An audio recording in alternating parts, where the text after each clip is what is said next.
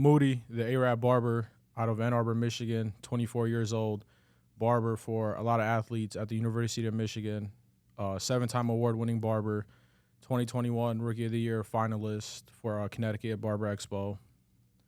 Damn. What's the deal? We're back, baby. We back. It's you been know a what minute. I'm saying? It's been a So, minute. Moody, for you don't sure, even know for this, sure. but we actually took a month off just because we had a crazy-ass work schedule. We were going to just be fucking burnt out if we did all this collectively. It So would have been some lame ass pods for sure. I did see like you guys haven't posted in a minute. Yeah, no, I was like, yo, yeah. they we probably kind of we took a off, break or- just to kind of like button everything up and then kind of rebrand. We were Revamp, focused for on the real. clothes, the totes, and everything like that. Got some photo shoots out the Did way. yeah, been just shooting what's up. content. So in October the plan is to just really like hit the ground running and just be like posting every fucking day. And you know how it be with your favorite artists. They kind of disappear. You be like, hold on, where bro go? Yeah. Now they looking for us. Now You know they what don't I'm give you saying? enough time to talk about Yes, everything. You know what I'm sir. saying? Now give they you a little looking bit. for us. But you yes, know?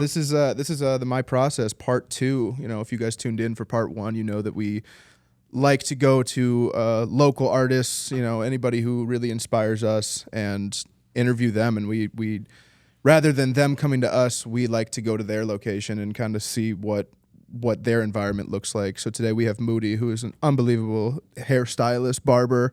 You know, you've like you said in the Barbers are therapists, bro. barbers are Facts. therapists, right? Bro, you be That's feeling facts. like That's trash. facts. You get that line up, you get the Steve Right. Harvey spray, nigga be smooth. Just out got out of there. surgery type I deal. seen a post the other day. They're Said, doctors. Money don't change me. My haircut do it. Oh, yeah, bro, I saw the same exact one. I saw the same exact I was one. like, yeah, bro. Yeah. I feel completely different today. I was like, it's the haircut. Yeah. Andy see me walk around like a wolf man for like a month and a half. Got a haircut. He said, bro, you look like 5 years younger. Bro, you don't even wanna Literally, work. he You looked just like he wanna was go around 23 the area. again. You That's just wanna Bro, I want to go Damn. be seen, bro. Yeah. For Want to be real. outside. I hear you, bro. man. Oh I hear God, you. man. So yeah, well, we're just gonna ask you some questions and kind of let you take the reins here. You know, we want to hear about your story. So let's kind of start at the beginning. Like, what really made you like gravitate to cutting hair? Like, what was that moment like where you were like, I want to do this? Bro, so like I never was really I wouldn't say not good at school, but like school never was just like interesting for me. I feel you. Like I could do the work, but it just never like I always felt like I was forced. I So understand and I fully. knew I wasn't going to college, bro. Like I come from poverty, so like my family couldn't afford me going to college. Say and I that. was just Real like, shit.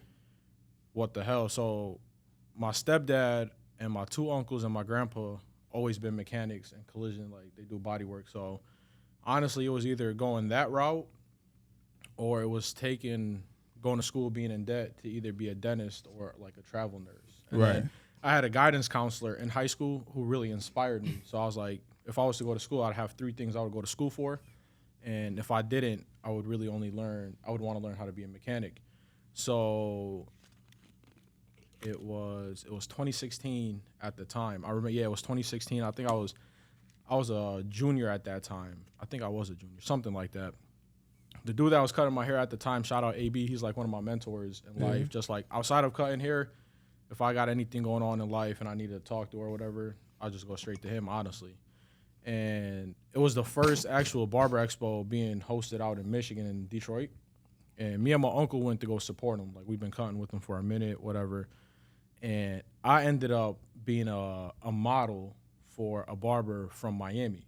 His name is Miami Barber. Okay. Bro, this dude is like, as more as I kept tapping into the industry, bro, this dude has like over 80 first place trophies. Wow. In the same expo? So he's Or that- Like he's that guy. all over, bro. Like, so he's that really dude. him. He's really Like, him. bro, I've seen him do shit. Excuse my, Yeah. Oh, you're yeah, good. bro. It's I free was reign, about my to nigga. Fuck Do your yeah, thing. you can. bro, I seen shit that he's done. I was like, what the fuck? Right. Like, how the fuck can you do this? Is it like designs or? Bro, it's designs like, and he'll only compete. Well, from what I've seen him compete in, it's always like freestyle. So like he'll get his model, and what's super dope about him is like he'll come not unprepared, but he won't come with a model. So like when you don't come with a model to a competition, you're kind of like putting yourself up for failure. Right. Because like you want to come to these expos with somebody that you know how the hair texture is. You don't want somebody that has, like, you've ever seen a dude with waves and everything, but he just don't got a straight hairline because you got a colic. Yeah. So you don't know who you'll run into, and you better hope there's somebody that's gonna give you a chance to cut their hair. Right. So I seen him. He needed the model, and I was like, you know what? Fuck it, I'm just about to be a model. Yeah. And I got on the stage, bro, and it was just like, with so much of being competitive with everybody, you can just like feel the love that other barbers were giving other barbers that are going against each other. Right. And it was so crazy, bro, because like when you're going against somebody, it's like, hey, it's like kill or be killed. Nah, for real. But over there, it was like, it was super dope. So It's like a sense of community. yeah, bro, it was nothing but love. Yeah. And what I can remember is I used to love going to the barbershop. Hell yeah. As a kid, bro, I can tell you I've never cried getting a haircut. I don't think I have either. Like, I used to put on the crispiest outfit to go to the barbershop. Man I was swear to God, ready. like when I was a kid, because my older uncle, he took care of me. So like every 2 weeks, getting a cut. Like I used to be one of the only kids in Ann Arbor, bro, going to school with designs in my head. I remember that. You know, so I remember like, having my name in my head, and yeah, I you thought know, it was like the it was coldest super shit dope. ever. And going to school with like the white folks, they'd be Yeah, like, "Yo, what the hell is right, this?" yeah. I'd be like, "Yo, this shit is tough." Oh God, I lived this. I know right. exactly what you Yeah, mean. Fantastic so- Sam's ain't doing that, So unfortunately. So I was like, you know what? I'm about to pursue cutting hair. Yeah. See where it takes me. So from 2016 till 2018, I graduated in 2017. So from 2016 to 2017 in high school, excuse me, I used to drive every single day after school to Southwest Detroit Wow. to just know like Southwest, to that's like an bro, it was hour and a like literally half. 45. Yeah. It's a 45 from my house. Yeah. And Skyline, my high school is 15 minutes away from my Shout house. out So it's literally Skyline. an hour away, bro. Yeah. Shout out Skyline too. Shout out Skyline for sure. So I was like, you know what? Let me just go. Let me learn. Let me see if I really want this before I get out of high school. You know, I Yeah. got a year left, whatever. Let me just see. So I used to go sweep the floors, and I used to just watch them cut. Then I just started gravitating. Like, people used to see me every day coming to, like, clients that come every 2 weeks, they'll see me sweeping up the floor. It was conversation to conversation. And it was just nothing but love. So I was like, you know what? Let me pursue cutting hair. And I ended up finishing high school, went to barber school. But I didn't like, that was super tough. Barber school was tough. Barber school wasn't tough. It was just being a barber, making the decision to be a barber was just like, it was tough because at that time, man, it's like my mom disagreed with me a lot. Like she would go back and forth. She'd be like, "No, like what are you doing? Cutting hair is nothing. Like you won't ever make it in life." Yeah, And everything. yeah. So it was like, it did hurt a little bit. I'm not even gonna lie to you. And I tell, like, I have this conversation with a lot of people, like not doing this just for the pod or whatever, but it kind of sucked. And like, I didn't get no support really from my fam when I chose to be a barber. Like the only two people that supported me was my uncle.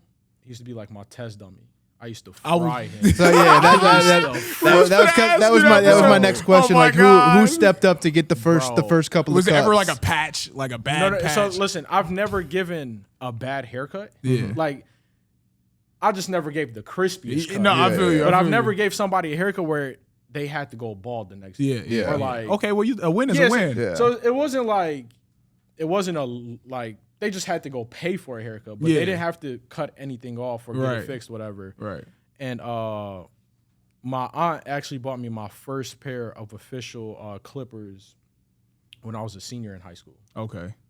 So like that was like my first official pair, and I don't even use them like that. Like I just kind of have them, and I'm just like, Keep them to the yeah, side. they're super dope. I look Yeah. at them, turn them on here and there, and but I understood where my mom was coming from. You know, like we had back and forth arguments. Damn near, I really got kicked out the house for being a barber. Word. But I understood where she was coming from because I'm first generation born here.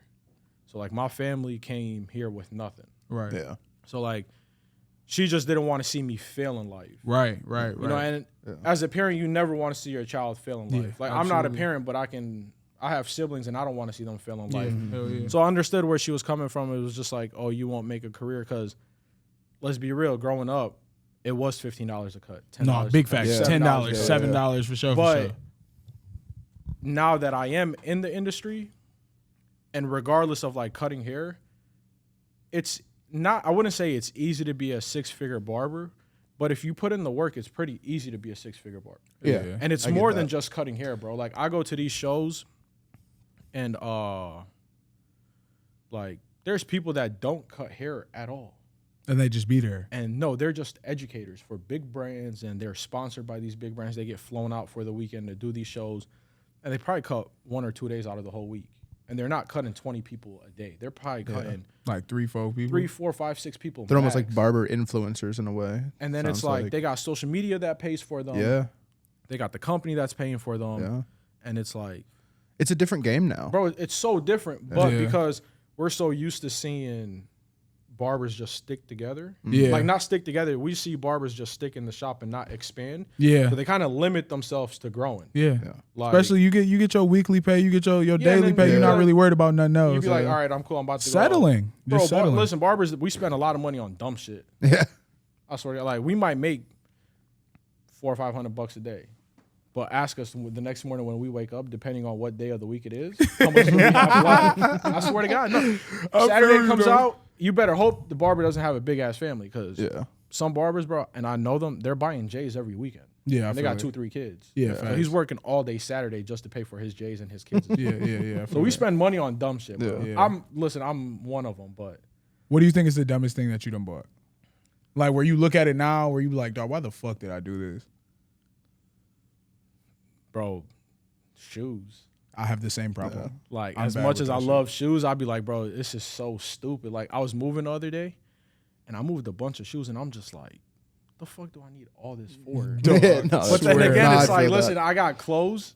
I got shoes that I don't have clothes for, and I have clothes that I don't have shoes for, and I'm just like, it's annoying. So now every time I move out and shit, I'll be like, all right, I'll call my family like, hey, what size does your son wear? What size does your husband wear? Like, I need this shit out of my face. No, like, I feel I don't you. even want it. Because I'm going to keep buying shoes. Yeah, like, love, I'm going to keep buying them. Every time they drop a pair of ones or dunks, I'm really on it. See, I'm glad you said that. All right, give me your top 3 shoes right now. Just top 3 off top.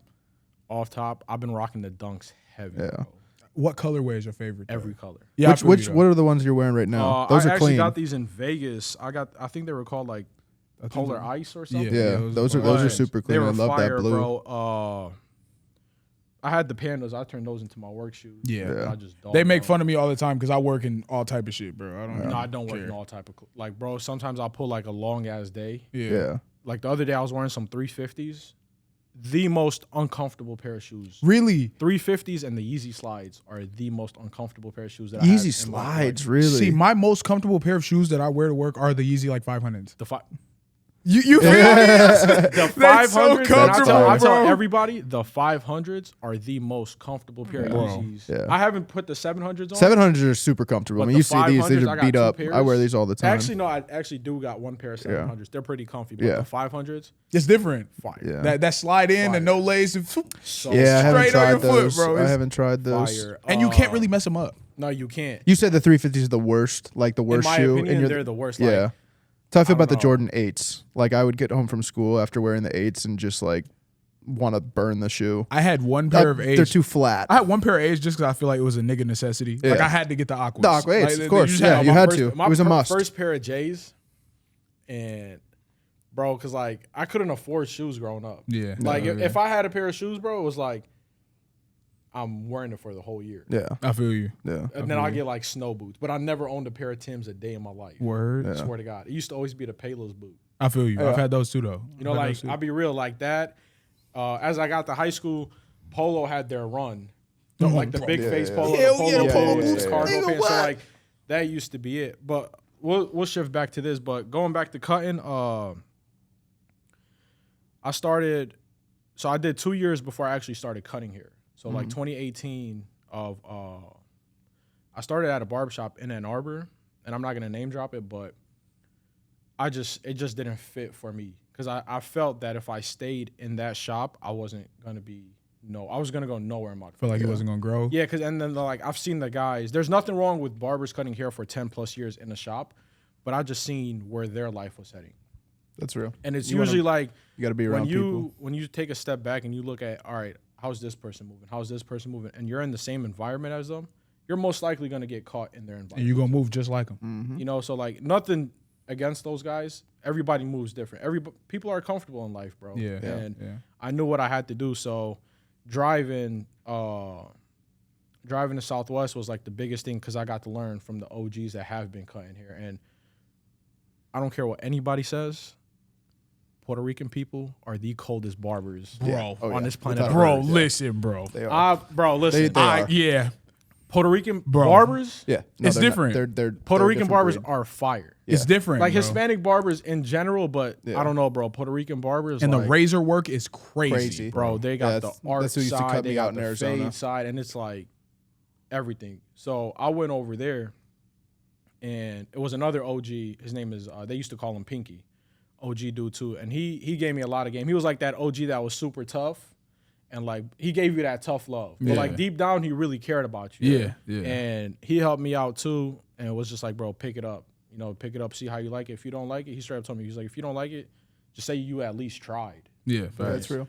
So I learned the game for 2 years, but cutting hair is like super difficult because like you can learn, you can see what it does, but you really don't know what it does till you put it into action. Like I might tell you, hey, this clipper does this, but I can only see. Yeah. But I don't know what it really does till I do it on somebody Yeah. else's head, you Yeah. know? So I ended up going to barber school, and in barber school, I really didn't. So barber school is like, it's like $5 a haircut, but you know, most of the time you're guaranteed to get fried. Like you're done. Yeah. So it used to always be like homeless people or older people that couldn't afford a haircut. Mm-hmm. And in barber school, I straight up told myself, because you had to have hours of cutting on the clinical floor. Yeah. And I used to set up all the way in the back on the other side where they would not send anybody. I swear to God, like if Don't this even is- send if- them bro, my if this is way. like the clinical, Yeah. it'll be like this, and then it'll be a wall, and it'll be like 4 or 5 stations, like a wash bowl and stuff, and I'll set right over there. I would set all my shit up. That shit right over worked? there. And it worked, but I also told myself like I will not cut nobody's hair for what I don't feel like I'm worth. Like if my haircuts are worth $10, you're paying me $10. Yeah. So I'm not gonna really sit here and cut hair for free. As much as bad as that sounds, You knew your worth. I kinda knew my I'm mad worth. at that. I ain't mad at that You at know, all. You like- can't be mad at that or not respect yeah. it. So went to barber school and everything, and finished that, and I ended up making the decision to work in Southwest with my boys at the shop, and I was like, because I took a step back too, and I was like, all right, because after like during the barber school hours after we were done, I would still go to the shop and learn more. So like I swear to God, bro, it was like barber school, and if I was working at a restaurant at the time, so it was like barber school, restaurant, and then home. But if I didn't work the restaurant that day, it's barber school, barber shop, home. Yeah. So you were really grinding it out. Bro, I Yeah. I really wanted, and I still Yeah. want it as I bad, feel bro, that. you know? When did you know, like, what was the cut that you did where you were like, oh yeah, I'm nice with it. Like I'm really gonna be good at this. Did Unc get that one? Yeah. No, I'll be real with you, bro. Like, I really haven't reached that yet. That's for real. I swear to God, like I feel I'll that. stand back and I'll go through like my gallery. Like Yeah. I'm my worst critic, bro. I Like, understand. I'll sit back and I'll be like, damn, I wish I would have done this different, or I wish I would have done that Mm-hmm. different. But then I'll sit back and I'll be like, damn, I did come this far. Yeah. Yeah. Like, Yeah, that's I fire. did this haircut. So it's like Yeah. it's kind of both, but I haven't had that cut where I was like, damn, I really made it yet. Yeah. I feel Maybe that. like if I make it on a GQ magazine, or if I cut somebody for like a video Yeah. or a movie or something, maybe then. But like at the same time, I feel like I haven't really made it. But Yeah. I've made it far from Yeah. where I started. Yeah, Which is a absolutely. blessing. Absolutely. And then started cutting. So I looked back at the barber industry in Ann Arbor and Ipsy, and I'm like, all right, what are they missing? Yeah. Like I swear to God, I was like, what is the barber industry in my area missing? Because if you can find a solution for a problem, you're gonna make money. Yeah, Yeah. absolutely. And you're gonna be one of the answers. So the I was main like, you one. know what? I was like, all right, barbers really don't out here are not enhancing their haircuts. Like they're not putting the dye. Their design game is really not up there. They're not up to date with the newer style. So I was like, you know what? That's another sacrifice I got to make. So I worked at my boys' shop, Los Champions. Shout out Los Champions, Ronnie and AB. I worked there for like 8 months, and I just took everything that I could from and I told them straight up, like, bro, I just want to learn. So just like how you guys are big in your city, I want to be big in my city. No, Yeah. for real. Yeah. So nothing but love. They showed me the game and everything, and then I came back. And then as soon as I came back, bro, it was like little by little. Because at the time when I was cutting in Los Champions, I had clientele in Ann Arbor, like my boys and stuff. So Yeah. I set up a little corner in my basement. So I would have cut my boys in the basement, and once I felt like I had a little bit of clientele, I was like, you know what, I'm gonna just make the sacrifice not even sacrifice. I was like, I'm gonna just come back and just grow this brand out. So ended up coming back, started cutting at a barbershop called Grand River. They got a couple locations, but they ended up shutting the one in Ann Arbor. So I started there first, and I just little by little started building, getting my name out there. And then that same summer that I came back, I cut my first Michigan athlete. Fire. It was super dope. And then it was shout out Michael Dwumfor. He plays for the Houston Texans now. But it was like the sacrifices that I was making finally started showing like why I was making it. Like, all right, For real. you know, like I can apply the enhancement the right way. I can do this haircut the right way. Like, it's different. Yeah. Over here, like every barbershop that I've came to in Ann Arbor, Ipsy is like 10, 15 minute, 20 minute haircuts. Yeah. Yeah. Absolutely. And then Is. it's like, No matter how long your hair is. no matter how long, bro, I swear to God, like I got a cut one time when I was in fucking 8th grade, I think. I was going to 8th grade, first day of school. I said, I will never walk back into this barbershop ever again. It was horrible. It was horrible, bro. No, you said what grade was it? This was 8th grade. See, I didn't have a choice what I did to my hair until probably 6th grade. Yeah. But then at 6th grade, I knew who to go to for what I wanted. Yeah. So the thing is, like, my uncle would always be like, my uncle was the one taking me to get a haircut. Okay. So like he knew what a good haircut and a bad haircut really looked like. Yeah. So like that's what I was relying on to give me my cuts and stuff. Right, get me right. Yeah, I was like, yo, I'm going to the barbershop with you. Yeah. Like, he was like, I don't know what happened. All I remember is I went to a barbershop in Ann Arbor and I was like, yeah, I'm never stepping foot in this motherfucker ever again. I've been there. I've been And there. Yeah. Same. It's tough. But now, bro, like cutting hair, being a barber, and there's a difference between, and I tell this a lot, it's a difference between a barber and somebody that cuts hair. Yeah. Not for real. Totally agree. Like, For real. there's though. two differences, bro. Somebody that cuts hair is not the same level as a barber. Yeah. Not for real. And that's just I totally and agree. that's where people got to separate themselves. Like, well, I'll be honest, I'll look at some barbers and they be like, oh, I'm a barber. I'll be like, nah, nah, cut my boy, hair. you just really cut hair. Yeah. Like, you're not doing anything Yeah. Yeah. outside of like to elevate your game. You just cut hair. Yeah. You might got your license, but you just cut hair. Yeah. And but the license don't mean anything either. It really does not. Like, I've gotten some shitty fades from bro, niggas. I know without people a that are doubt. licensed that don't really give out fire haircuts. Yeah, and I and know then people that are not don't got licensed it like and that. they Got be- that Yeah, shit. they be They cutting got that athletes shit and on they them, be I cutting swear. actors and I'll be like, For real yeah. though. And then the barbers be like, oh, but he's not licensed. Yeah, but motherfucker, you are, and you not as nice as he Yeah, you're is. So not. it's like, 100%. Say what you want to Well, say. it's say like- whatever you it's want. That like dog we got were- the license. He Hey, good. He's good. Yeah, He's no, good I for mean, it's it. like we were talking about, before we went live, I was telling the story of how I kind of connected with you, and Yeah. like literally the first time I ever sat down in his chair, he looked at my hair for like 3 seconds and was like, hey, bro, who the fuck cut you He last? did me the same way. He did Like, me the same way as soon as I sat Who down. the fuck cut So you? who cut your hair? I was like, Yeah. well, it should be you. Yeah, Yeah, I told him I'm right when he like, came in, I said, hey, damn, bro, who cuts your hair? it's He's that like, bad. Another shop. And I it's said, funny because it's like I knew it was that. But you know what I mean? Like I tend to grow my hair out to long length, and then after 6 months I'll go whatever that was. I'll go get it cut. I mean, Yeah. you know this. You've known this for years with me, and whoever I don't remember the person's name, but it was like it was a 15-minute haircut. Yeah. And then I came here, and you were like, I gotta. Or I guess I didn't come here technically, but I came to you, and I said, you said.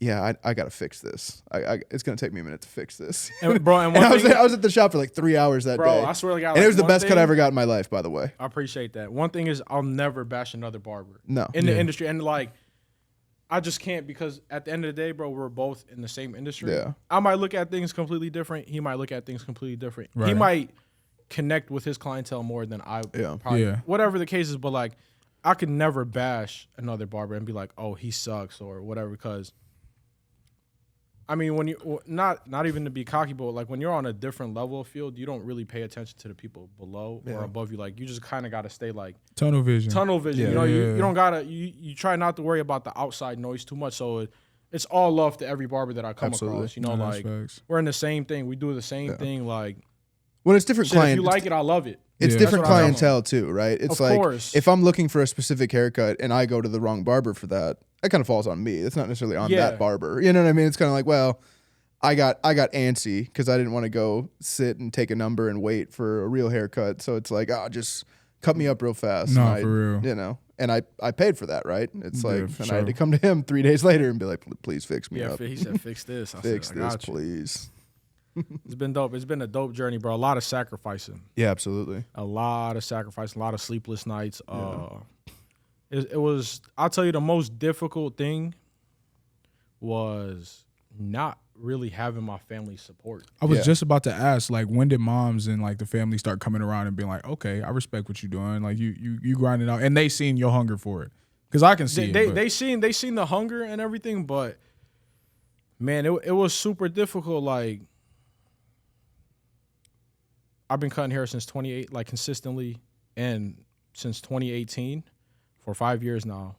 Bro, I probably would say within like 2021. Word. Yeah. So Yeah. it took a few years. Really? Like right after COVID. So was it her like seeing your clientele? Not even her, just like my whole family in general. Like Yeah. my uncle always believed in me because, you know, he was like, there was days where like I didn't want to cut and he'll be like, yo, come and cut me up. Yeah. Yeah. You know, like I'd be like, all right, fuck. He just I'm wanted about the to- personal Yeah, so barber. like he wanted a personal barber, but he was just like, The he kind of investment was was like, there. yo, He's like, you're, "No, no, you're not come- giving up on this come on, shit." Pim. You know, he's like, you're Yeah. not giving up on this. Yeah. That's fire. Shout out him. Shout out Unc. That was that. But like, bro, yeah, to like 2021, bro. Like That's it was super interesting. difficult because I remember like I used to fucking be at the shop cutting all day and all night. Yeah. Like I used to start at like 10 a.m., 11 a.m. and my normal schedule would be like from that time till like 7 or 8. And then I'll put like a 2-hour gap from like 9 to 11 p.m. To eat. to do whatever I need, maybe like post content, whatever. And then I would start again from like 11, 12 till like 4, 5, 6 in the morning. That's crazy. Just cutting hair. How do you feel about barbers utilizing the social media tool? Like, you feel like social media really like helped you, bro. It's crazy? It's helped a lot, and I don't got the biggest of following base because like I don't know what it is, bro. Like I'll go on this run of like posting consistently, and then I'll just stop Yeah. Get burnt because out. I'll get a little bit burnt out, but then at a point it starts to become like. Then I start catching myself just making content. I'm cutting hair just for content. Then it's like it takes the fun away. Yeah. So like yeah. I have to hit that reset button. Like I just hit this reset button a few months ago. Like I just made my first post, but a few months ago, like I wasn't posting because it was more of working on my brand and just like being different. But I just didn't want to post just to post. Like I always told myself, and it's crazy, bro. Like I've had to delete posts because I just made posts just to post, and it just. You felt like you posted it I just felt to like post. I just posted it just to post, and it wasn't like something very thoughtful or I like feel you. it was fire. Yeah. I feel you. So like I usually look at it like if every cut that I've posted, I've enjoyed doing. Yeah. Yeah. You know, like every post that you'll see on my IG is a cut that I've enjoyed doing, and it was just fun. It was a great time with the client, not even the client, like my boys that I'll be cutting or whoever. Like it was just a made good it time better. filming everything. But the moment I catch myself just making content for social media, it kind of like takes the fun out of it sometimes. The organic nature out of Yeah, it. no, I get that. Yeah. I But can but bro, understand that. like social media helps. Like Tremendous. You know, a It's lot of great, older tremendously. barbers probably be stuck in their ways and don't really utilize the social media tool and might even hinder themselves. it depends, bro. Because like I've seen OGs. Well, like I said, I've been in the game for 5 years, and I decided to cut hair in 2016. So like in 2016, I started following the big barbers, and Yeah. at that time to see what's going on. But like, bro, some of these dudes been cutting hair for 15, 20, 30 years. Yeah. Yeah. But they used social media like it's crazy. Like I'll be honest with you, a lot of the top barbers in our industry have been cutting hair for 15, 20 years. Oh yeah. But that's because they knew how to develop Absolutely. with social media and all the trends. Exactly. So what I like was barbers saying, around yeah. here, they kind of just like they're Don't stuck in use their it. own way, Yeah, bro. Yeah, I agree. But- yeah.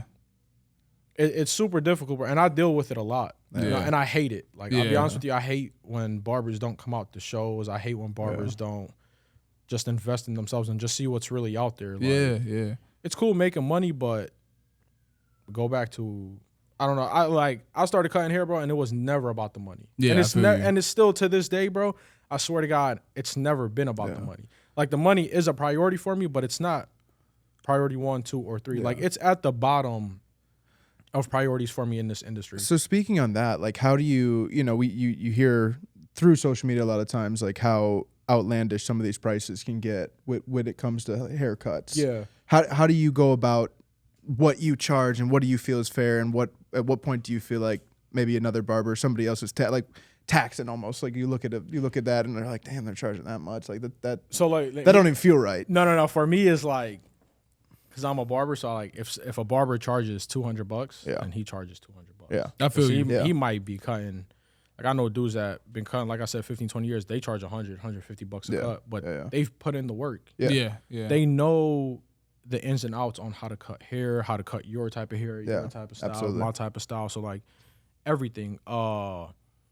Going up with prices, I usually go up every year. I usually go up As you depending. should. Yeah. Like anywhere you work, you want to go up. Absolutely. Yeah. Absolutely. Regardless, Yeah, you regardless should. of what it is, You bro. should. Like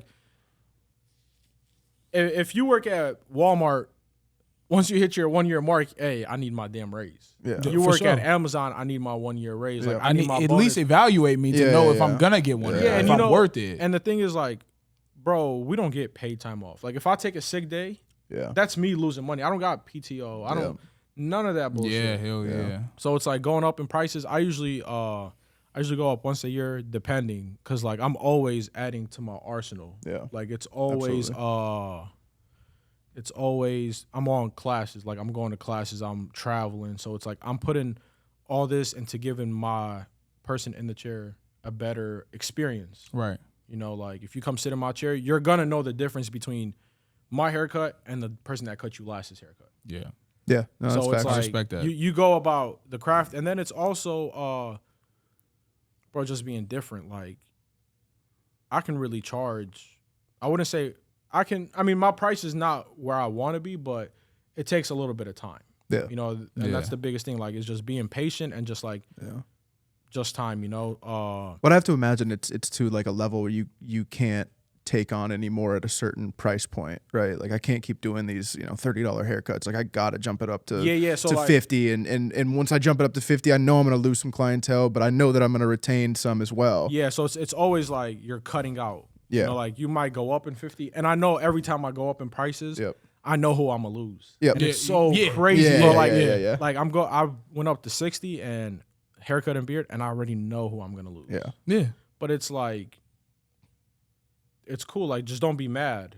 You know, like you always, like, people always say, in general, who it is, like, oh, I want to see you succeed and like I'm gonna support you. But then it's like when you start going up there, they be like, damn, this motherfucker kind of forgot about me. Like, Yeah. he went up in price. I really can't afford But it- $60. Yeah, but it's like, yo, my man's, you've been rooting me on the whole entire time to go up in prices. Yeah. But I already know, like, when I've went up, who I'm gonna lose, who I'm not gonna lose, and Them, it's just them motherfuckers that don't want to tip for real. yeah, and it's like it's cool, and I don't expect the tip. I was just finna ask you don't expect it to. No. I like when I cut, I promise you, like, if you sit in my chair, and I tell everybody that's on my list, like, I don't expect the tip. Yeah. But this is where a tip for me plays a role. Let's say you have a wedding coming up, Right. or you have an event coming up, and you need a Right. haircut Yeah. the day before or the day of or Yeah. whatever, and you're a person that doesn't tip. Oh, bro, I'm cracking you upside the head on the price. Oh yeah, for sure, for sure. If you need a last minute squeezing, it's gonna be 100. Yeah, I feel you. But if you come every 2 weeks and you're tipping me $20, 25, 15, or whatever it is, or bro, even if you tell me, hey, I'm going next door, do you want something to drink? Yeah. Like I put all that into consideration. You know, I like, respect that. so Bro. it's like those type of people. Nah, bro, hey, I'm gonna make time for you. Yeah. yeah, Like, Am I might- just your barber, or do we have a relationship? Yeah, I like feel that. listen, with everyone that I cut, it's a relationship. Yeah. yeah. I never want somebody to come sit in my chair, and I never make anybody feel sit in my chair like, oh, I'm just here to get my haircut and leave. Yeah. Like, bro, I want to know about you. Like, you're sitting in my chair for 45 minutes to an hour. Yeah. I want to know what you do. I want to know where you're from. Why do you live in Michigan? Where you were getting your haircuts at? Like, I want to know every small thing about you. Like, I Yeah. want to know about your mental health. I want Yeah. to know everything, bro. Yeah. So it's like, that's another thing. Like, when you go up in prices, it's when you create that relationship with somebody, they don't mind. You're not paying gonna No, give they a don't. fuck, bro. You're not, because it's like you said, it's therapy. Like, you know, you're coming here, we can talk the shit. We can talk gonna about say. girls. We can talk about sports. Yeah. who's on the Clothes, roster, for everything. real. And it's not only me. Like, Yeah. I tell barbers too, like, it's your environment too. Yeah. Like, you'll have some people. I got some people that come in here and sometimes they just want to have a personal conversation. Yeah. Or sometimes I got people that come in and they want to have a conversation with the whole shop and not Yeah. me. Yeah. Facts. And it's cool because it's like, we all bounce off of each other. Like, Yeah. well, bro, I see the same people, whether it's in my chair, my boys' chair, every week, and at a certain point, we just all become a family. Like, hey, how's your son doing? Yeah. What is he playing? How did they do this week? Who did they play this week? Whatever the case is. Facts. And it's just like a big old family. So like when you got family, they're gonna support you. And another thing is, bro, when it comes to prices, it also depends on your clientele list. Yeah. Like if you're cutting, nothing against people that work at fast food places or something, but you know if you're cutting clientele like that after a certain point, or even cutting high schoolers, there's gonna come a point where their haircuts they can't afford it. Yeah, no, but sure. if you're cutting somebody that has a good job, like a job of a degree or whatever, and they're going up every year, and you go up in prices, it's not gonna affect them because their salary is going up and they don't mind paying that extra $5-10. Yeah. No. Yeah. But if you're cutting the people that complain about their job or that they don't have a good paying job or living paycheck to paycheck, expect to lose those people. Yeah. No, for sure. And you make that mental note when like, when those comments are made. I already know. Like I told you, like I already know who I'm gonna lose. But usually, not even usually, like my clientele, I try to focus it on like people that don't mind when the price goes up. No. Yeah. I was gonna say, I think bro. you were at 35 when I first got cut by you. Bro, I think I was like 30, maybe 35. even 25 Yeah, or something. it was, like it I was was gonna say it was something something crazy, bro. super low. What was but, your you know, what was your first price of a haircut? Like when you was in the shop and you really like locked in and you was like, all right, I'm cutting niggas now. My price is. So like when I first started, it wasn't my price. It was the barbershop's price. Right. So it was I think it was like around $20 for a haircut and $25 for a beard. Yeah. So that's what I started at 2025, and at that time I didn't even care about the money. I just wanted to cut hair. You wanted to learn. Yeah. I was like, bro, I just want to cut hair. Like the money cool, but like I tell you, when I was cutting from that 11 p.m. to 5-6 in the morning, bro, I'll call any of my boys. Like I was giving them free haircuts. Yeah. I'll be like, bro, just come, let me practice on you. Like, let me just cut you up for free. And what I'm about to go home, play on the game, or I'm about to go sleep. Like, it's cool, but I just want to sacrifice this time right now. Like, whatever. Yeah. And then at the time I was like going out too. So like going out was just a network. Like, hey, I cut hair, 1, 2, 3, going out with cars. Listen, social media is cool, but don't believe everything you see on social media. No, that's facts. That applies for Like everything. some of these barbers, they might be boosting and everything, but like they probably can't get 6 cuts a day. Yeah. That's fucked. Like I'll be honest with you, I don't do no more than like 14 haircuts a day, maybe. Like on a chill day, I'm doing 8 to 10 haircuts. Yeah. On a busy day, like I'll do maybe 13, 14, but it all depends on my week. Like if I had to travel, if I had to squeeze anybody in. Yeah. But like, bro, I'm not trying to. Now I'm at a point like I don't want to be in the shop all fucking day. Yeah. I feel you. I feel you. Like my Saturdays, I'm out of here by 2 or 3. Yeah.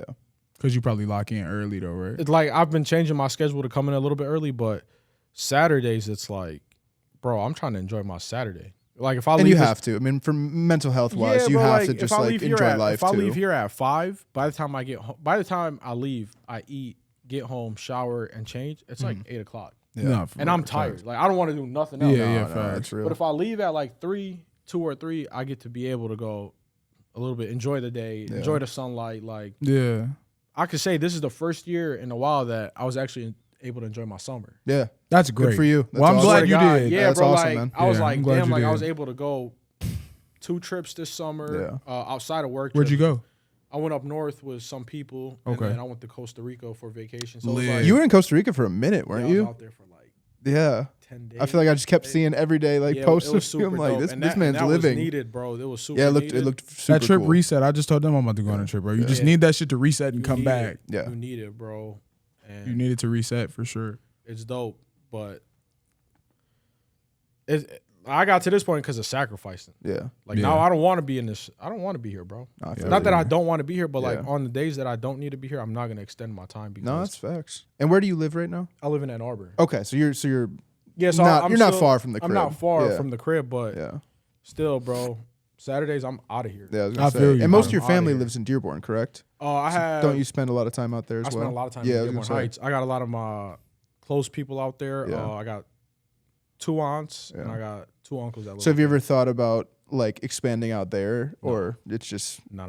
oversaturated, or just It's oversaturated and just like I love the Dearborn community, but you just know certain places are not for you. Of course, yeah. You know, and your clientele is in Ann Arbor. Yeah, like I can go out there. I'll be honest with you, bro. Like on everything that I love, if I was to cut in Dearborn Heights, I promise you, my starting price would be 75 or 100. Yeah. And people are gonna pay. Yeah, for sure. Because their money out there is different. It's crazy. Yes, it's different. Yeah, it's it crazy. is different. But it also comes with a different level. Like those type of people, not the people that are paid, but just like a lot of people in that area. I would kind of say this: Arabs in general, most Arabs, when you do something and they're paying you, they feel like they own you. Yes. Yeah. Yes. Yeah. We get that a lot in our business. You get what I'm saying? They demand, hey, no, I need this. Yep. And it's like, where's the level of respect? Don't talk to me like that. Yeah, you know, like, hey, my man's, I'm doing you a favor at the end. Yeah, Like, I'm putting you in my books. Yep. You're sitting in my chair. I can really stop cutting you right now. You get what I'm saying? It's It's not, then you're gonna be pissed because you're gonna walk out of here with a half-ass haircut. And I'm gonna go get somebody else and cut him. Yeah, and you know, be just and I'm fine. not tripping, but yeah, I get that question asked a lot. Like, why don't you ever go out to Dearborn? And I'm just, it's not my scene for me. Yeah. I feel you. know, I feel you. I respect that though. Yeah, and it's not that I'm comfortable where I'm at, but I just know what's for me and what's not for me. Yeah. No, I feel that. So that's really what it is. I feel that though. I feel that for sure. That's awesome. I feel that for sure. So you, during your intro, you said, barber for some NFL players. How's that transition been? I mean, obviously it's pipeline from Michigan and then the pipeline into the NFL. Yeah. So how's that been? Kind of cutting guys who are high quality products of the University of Michigan, and all right, these guys are definitely going to go pro. I'm sure you look at it's online and stuff and mock drafts, and you're like, it's my boy. He's going to go in the second round. That's fire. You know what I mean? It's been a great experience. I'm not gonna lie, but it does have its headaches of course, ups and downs. Like, of course. Yeah. I'll have to miss a day here. Yeah. Like traveling, just dealing. Like I was telling you guys, like, bro, traveling, losing bags or bags absolutely. not getting on Absolutely. arrival time. Yeah. So it's like it's a hassle and it's a headache, but it's a blessing, bro. Yeah, absolutely. Like Super it's been cool. dope. I love it. Yeah. Like, and I love what makes it even more dope is a lot of the guys that I cut in the NFL now, like when they were here and when I first started cutting them, we're around the same age. Of course. So like we were both in different we were both doing different things in our life, but we were at the same point in our life. Like we wanted to make it to that like their dream was to be NFL players and my dream was to cut athletes. Professional athletes. That's awesome. So it's like we're both working damn near towards the same goal. Yeah, you're kind of accomplishing your dreams together almost. It was super like dope. So it was like I got to create a brotherhood with them. Absolutely. Like I was able to create like my boy that plays for the Patriots, Josh Uche. Yep. Bro, it was like we had literally deep convos, and it becomes more than this is just a client. Yeah, it becomes like a friend. Bro. It becomes a brother, yeah, bro. Yeah, like I don't look at none of my clients as clients. Yeah. Like, you're my second family. Yeah, for like, real. bro, I see you more than I see my own family. Yeah, so like absolutely. I can't call you a client. Yeah, facts. So the transition has been dope, just like seeing the guys grow as well, like accomplishing, being able to take care of their fam and creating generational wealth. And like I got my boy Quiddy Pay, plays for the Colts. Mm-hmm. Bro, one of the most generous people you'll ever meet in your life. Yes. Like he did something. He was the first player to ever fly me out to cut him up, and this was before he became a professional athlete. It was the day before the draft. Word. Yeah, so that was like I got flown out for my first haircut. And how about this? That haircut, there's two people that I always feel under pressure. I was just about to ask. Yeah, I was just about to ask. Did the hand shake a little bit? Bro, there's two people that like every time I cut them, like, it's pressure. Yeah, you feel like somebody over your shoulder. I'm just like this cut better come out perfect. Like it has to be consistent. How long do you take longer? Yeah, I'm not. You take a little bit longer. I usually cut like Quiddy at his house. Yeah. Or at a hotel or whatever. And it's a little bit difficult because I don't got a mirror. I don't got the barber chair. I don't got my usual light setup. You out of your comfort zone. I'm out of my comfort zone, and I can only rely on my phone camera and my eyes. So, like, I have to look at the haircut from 3 to 4 different angles to make sure it's good because once I take that cape off, I can't tell them, hey, come back, sit in my chair. Yeah. Maybe to tap something, but I can't sit there for another 30 minutes fixing something. Nah, facts. But he did something which was super dope, bro. My man's got drafted and he retired his mom.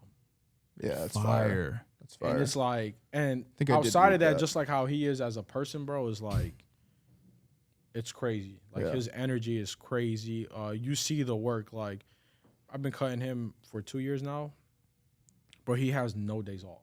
Yeah. Like he'll take vacation during the off season, but like he'll be in anywhere like for 3 months just training. That's fire. So it's like those type of dudes, like it's crazy, and then they also like motivate me too. Yeah. Yeah. He's balling out this year too. He's balling out. And you He's see their balling out work this ethic, year. Bro, You see yeah, their work ethic. Yeah, like, their team is sneaky good right now. You know, Yeah, they for really sure. should be 3-0. I mean, they came up yeah. short in game And one, he but he made the final. Yes, he tackle did. yesterday's Yes, game, he so did. I was like, I was ruined. Yeah. I know you was I high. was- Yeah. I was happy. That's for fire. it. Hell yeah. so Quiddy's one of the guys who you feel under pressure when you're cutting him. Yeah, Quiddy is one of them. Who's the other one? Jaan. Jaan. Oh yeah. Jaan Howard. I feel that. bro. Yeah. He gets cut every He week. got a serious ass face too, Yeah. though. I wouldn't. But he's His such face a be he's so such a great serious. person, bro. He's super generous. He's really like that OG for me. Yeah. Like That's I can dope. sit with Jaan. And listen, the biggest thing is you develop, like I said, that brotherhood. Mm-hmm. But I've never been a fanboy, Yeah. Yeah, I feel you. and like it's so like how about this? I've never asked Jaan or Quiddy or any of the guys that I cut for a Yeah. picture. I feel you. That's professional though. And it's professional. And they're gonna take you more seriously You know what because I'm it's like saying? you're not looking to like get clout off of them. You Yeah. actually Yeah. give like a I'll fuck tell about them, them. like, bro, I'll be honest. Like even if you go on my page, Yeah. you don't really see me posting. Like I think I got one post of Jaan Yeah. getting a haircut here, and then I got a post of cutting Quiddy. Like Once years after- ago, right? It was, Yeah, it wasn't years ago, but I think it was like around this year. And the only reason why I took a video of Jawan's haircut was there's a barber in Atlanta. His name is Marcus Harvey. mm-hmm. He's like he's Nas's barber. Okay. Oh, word. Yeah, like he's one of the that's top serious. barbers Yeah, in yeah, yeah. Atlanta and in the industry. Super fired, cool dude. Energy is great. And I was in New York one time, and I met him at a show. And I went up to him. I'm like, "Hey, bro, I seen you cut Jaan." Because like I usually cut Jaan every week. Yeah. During the season, I'll cut him like 2-3 times a week. So I was like, "Yo, you cut Jaan, da da da." And as an OG, he gave me game. He was like, "Yeah." He's like, "Do you have him posted on social media?" I was like, "No." He was like, "All right, well, that's where you're messing up at." Like he took my social media and was like, "Yo, this is what you need to put in your bio," and da da da. He's like, I was 23 at the time. He's like, "You're 23. These companies are always looking for new sponsorships, especially if Yeah. it's a younger person. Right. And you got the clientele, you got the trophies, you got whatever." And he pulled up his post, and he's like, "You know the only difference between my post and your post?" He's like, "What?" I was like, "What?" He's like, "I got paid for my post." Smart. Damn. So I he's said, getting sponsors. "Damn." He's Yeah. like, he's like the sponsor. Like, Yeah. there's a company that he cuts for called Bevel, and the person Bevel that Bevel's makes clippers, right? yeah, they make trimmers, Yeah. and I'm pretty sure clippers too. I've never used any of their tools, but the dude that created Bevel, I'm pretty sure was like a super big Nas fan, and he was like the first barber I want on the team is the person that cuts Nas, Yeah. and that was Marcus Harvey at the Oh, time. that's awesome. At the Okay. time, and still is. But he was like, because I put this in the video, this company now is gonna pay me for putting their product in the video. So it was super dope. That's But I was- the it was like it was a electric flex. part, I'm yeah. not gonna lie. Yeah. Yeah, that's a it was a super flex, but it was like He was trying to give you some he game. was trying to give me still, game. He yeah. didn't mean it like he belittle me or Yeah, anything, and I was yeah. just like, yeah, you are fucking right. Like I should be posting who I cut out there, but then again, it's coming like it's just trying to be humble. Yeah. But at the And same genuine. I Yeah. feel you. I feel Like you. I just want to respect their privacy. Like I don't Yeah. want to always take a video of I like feel you. or a picture of, hey, let me get this, and it just kind of gets Yeah. not boring, but you kind of ruin that relationship. I Absolutely. Absolutely. Feel like. So and And then he might sometimes sit in the chair and be like, damn, I hope this nigga don't ask me for a picture. Yeah, Yeah, I'm not feeling it. yeah, Yeah. but like yeah. Jaan, bro, I'll tell you every single week, like pressure. Yeah. Every Yeah, single, that's and it's funny. it's super fun because when I'm done cutting his hair, I'll be like, yeah, Yeah. I did that. Like Yeah. he's super big on his hairline. Yeah. So like when I show him the mirror and he doesn't nitpick anything, I'd be like, yeah, I know I'll bless. I went crazy. Yeah. Bro, because you know the thing is he used to cut hair.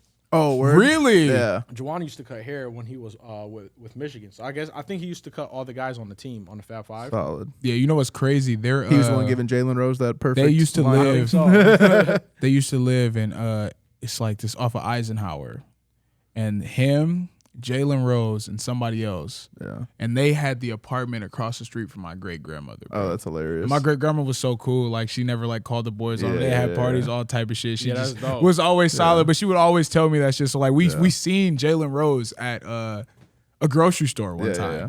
And he was like, Miss Judy, how you doing? I'm like, that's awesome. What you know my grandma? But it's like, so like he'll know, like he'll know, like, hey, no, you need to touch this up, or you need to hit this, or something.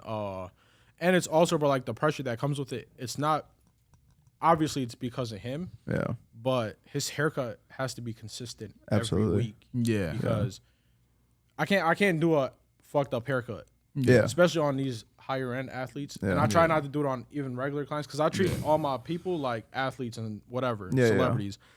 But on them it's different because they might catch a flick with somebody, or they might be seen in public or whatever. So it's like that pressure is on too. Yeah. And you can't give somebody a fire haircut this week and then next week be mediocre. So it's like you got to be consistent, and the pressure is always on. With Do you ever get discouraged when he does nitpick, or do you just kind of brush it right off? And I like the nitpicking because it's like, damn, I should have paid attention. Yeah, good criticism. I'm the type of person, bro, where like I have a problem. I'm super OCD, so like I like to get shit right on the first time. Yeah.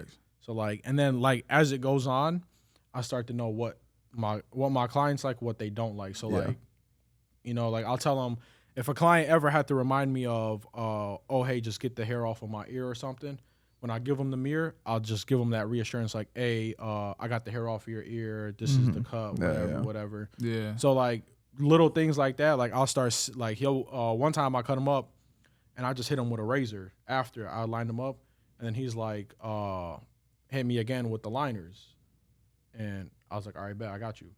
So the next time he got a cut, I did that. Yeah, off rip. Yeah. Off the rip, because it's like, at the end of the day, bro, you're putting bread in front of me and my family. Absolutely. So it's like, I got you. You know, like if this is how you want your hair cut, this is how you like your hair to be cut, I'm going to do that. No, I feel you for sure. So pressure on those two every single time.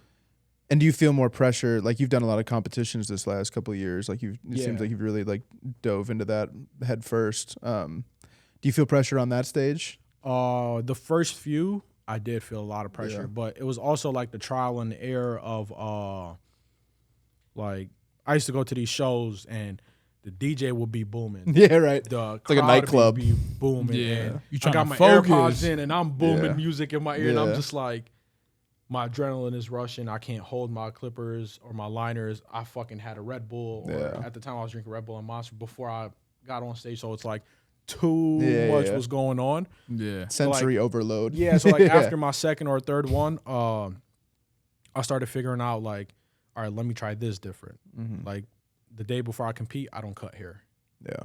Cause I noticed that if I compete on Sunday and I cut hair Saturday, I'm gonna try to do a bunch of different things in my haircuts on Saturday to maybe help me on Sunday. When Sunday, I should just stick to my game plan that's gotten me this far. Yeah. Overthinking. I'll start overthinking. I'll start whatever. So like before competitions, I used to because I stopped competing now, but I'll spend time with my family. Like I'll just remember my why in a way. Like all right, you know, I don't want to come back home with nothing. I don't want to come back home empty-handed. So like I'll try to spend time with loved ones, do dinner, just laid back, and then just ease into it. Depending. Did you just say you stopped competing? Yeah, I did. Shit, you don't won how many times? I was not too. Like it's not much. It's a blessing that it's 7, but 7 you said? 7. Wow. And this impressive. is like a year. Like this was all more than one. We're talking to Tom Brady right now. I'm saying 7 rings. I'm done too, bro. I'm super. I'm retired. This was like 2018.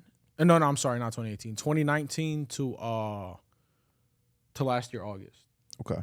So like now it's more of like I'll compete, but there has to be a bag. Yeah, big facts. I feel that. You know, like I've competed and I've walked away with just like a pair of clippers. Or, and you're like, oh, and I'm just thanks. Like, I was like, bro, like I'm giving this to somebody else. Yeah, facts. So everything that I've won, I haven't kept except the trophies. You know, but like if it's no money on the table, I'm not gonna compete, and it's just leveling up next.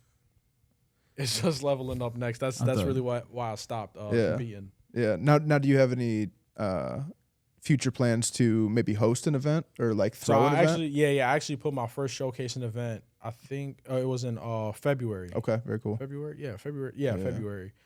And it was dope. So I'm thinking about, stay tuned. I got one coming up. Fair enough. I've been thinking about putting another one. But, bro, the barber game out here is just, it sucks. Yeah. Like, it's not that it sucks. Like, not that the barbers suck, but it's the stagnant. The support sucks. Yeah, they don't want to be a community. They just want to be for themselves. And it's like, listen, I'm all with the alpha. Mm-hmm. With like the alpha mindset and but like you got to know when to put that shit to the side. Yeah, you got 100%. You got 100%. Like if you're always alpha, like you're not gonna learn shit. You're not gonna learn shit. You're gonna turn people off, and it's like you're not gonna connect with nobody. Yeah. Fact. So like you can be alpha. Like I know, bro. We're all in here as males. We're all alphas. Yeah. But like that doesn't mean I have to be in my alpha mode every single time. Yeah. Unleash. Let me learn. Yeah. Facts. So like you got to know when to do that. And I feel like a lot of barbers don't come out to these shows because they think they're too nice. And they think they're too good for cool it. Or whatever. But it's like, bro, you never know who you might come across that might change your life. Absolutely. For real. Absolutely. And be humble when it happens. You know what I'm saying? Yeah. Like, I can't be for example, like me, I travel a lot for the shows and stuff. And I don't mind giving people game. Yeah. Like I put the showcasing events and I go to showcasing events and I try to hit every single show in Michigan or event so I can put people on game. Yeah. Like, hey, that's love. Like, look at what company doesn't have an educator in our region, right? In the Midwest region. See what company does. See what it does. Which one doesn't. How many does this company have? How many does this company not have? So it's like I'm always trying to give game, but like people just be hating, bro. Yeah. Oh yeah. It's a lot of hate in niggas' hearts for sure. You know, like and it's so bad, and it's like I just want to give back. I just want to give to the game. I want to put the OGs on, like.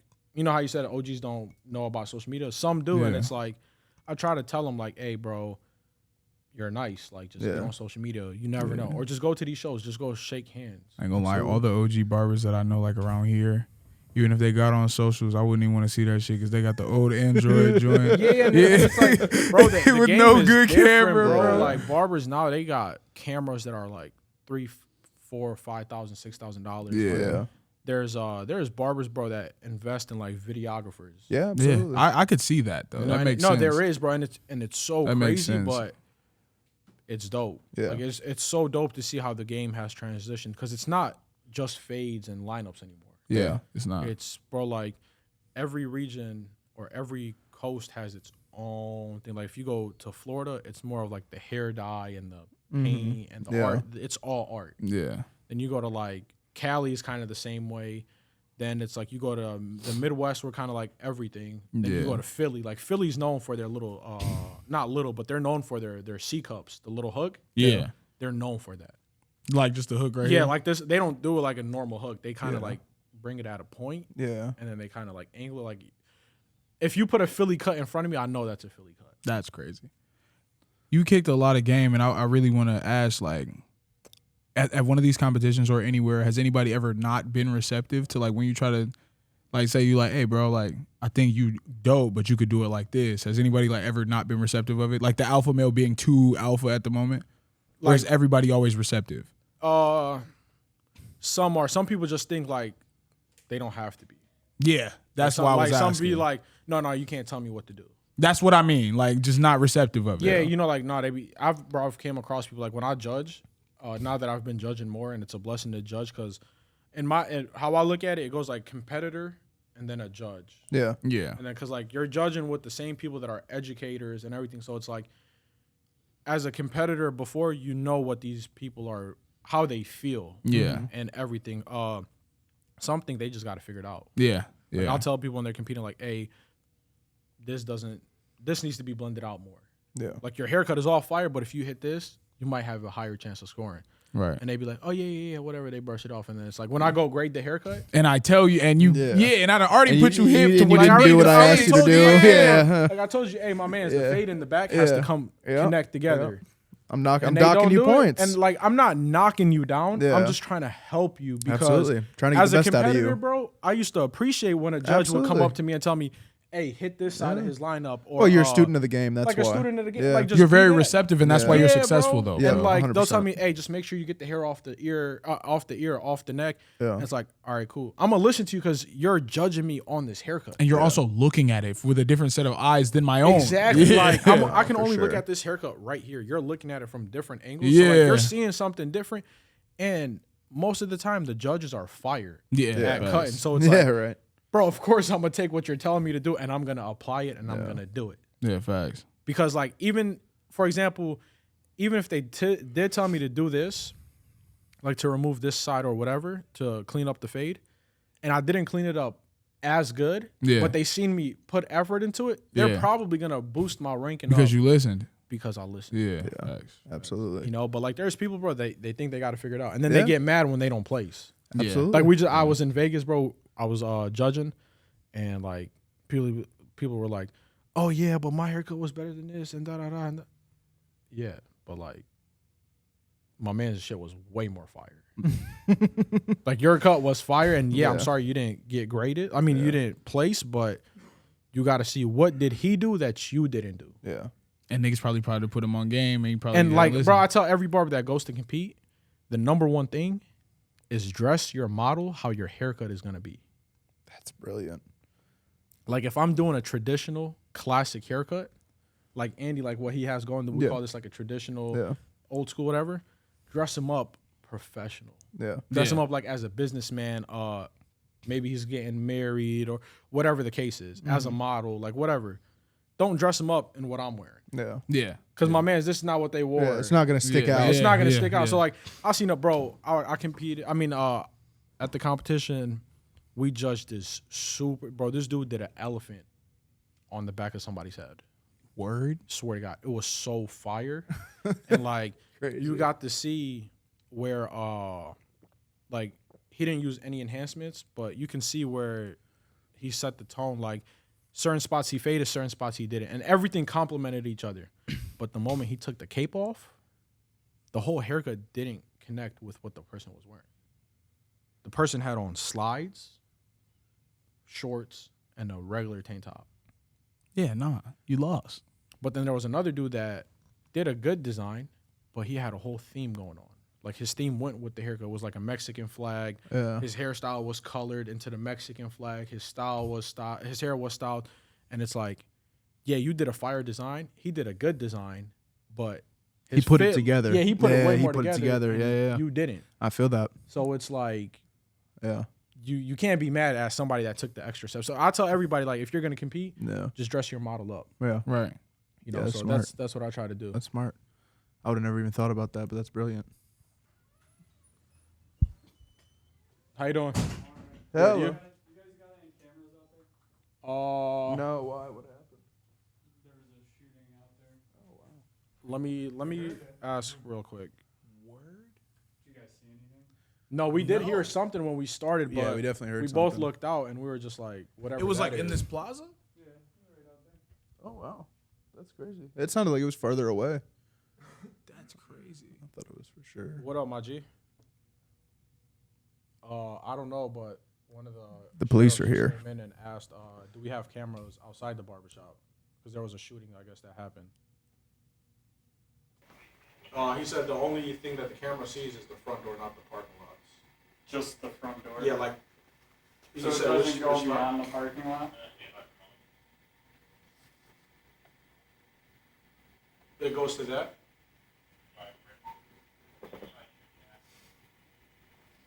The exit sign. Oh, this right there? This one. So this camera right here.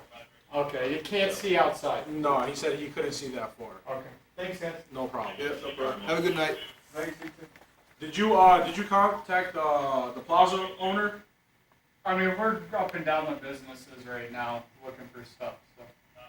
Okay. The shot ain't hit nobody's car. They hit the floor over there. All right, No, bet. did not. All right, cool. No, The that's sheriff hilarious. just walked in.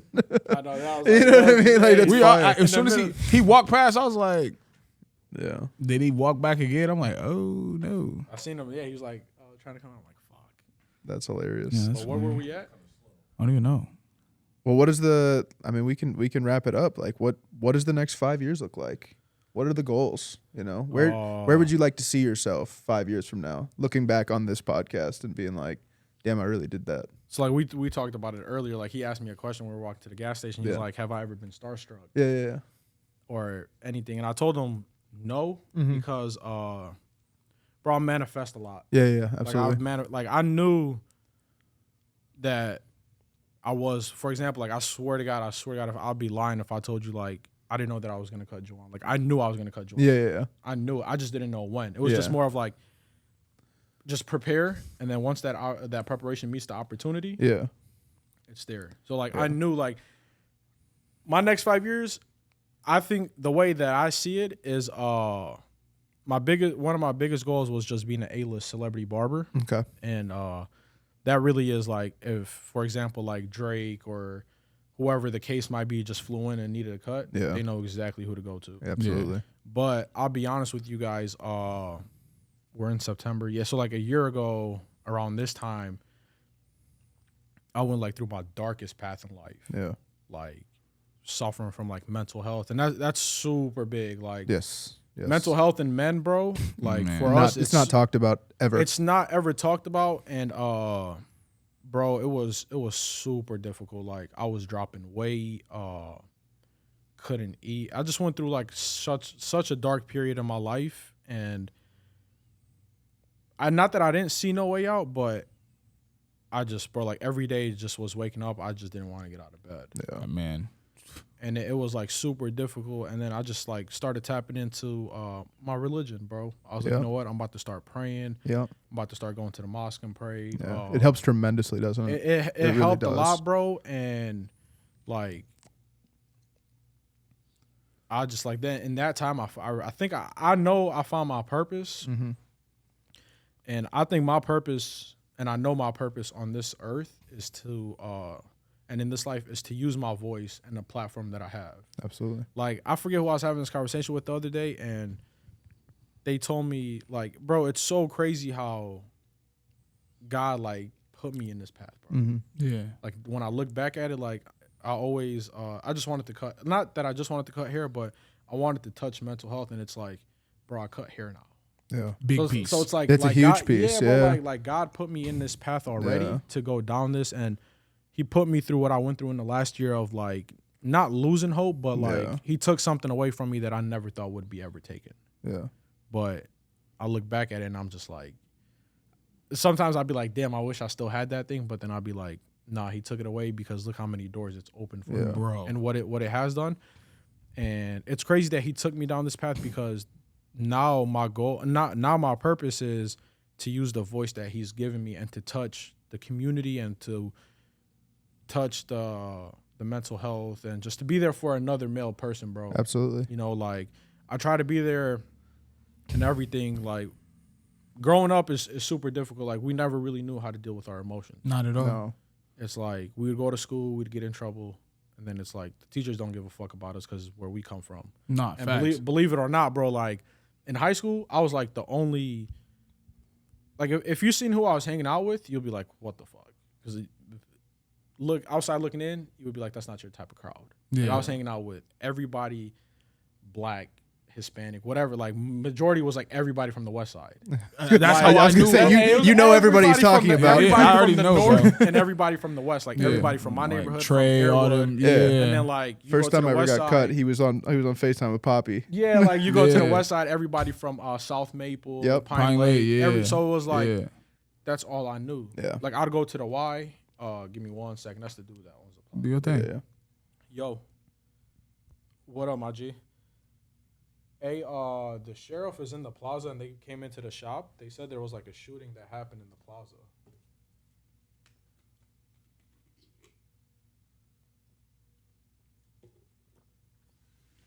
Okay, perfect. They just didn't know who to contact, and I was like, I can call one of the guys. So I just wanted to let you know what was going on.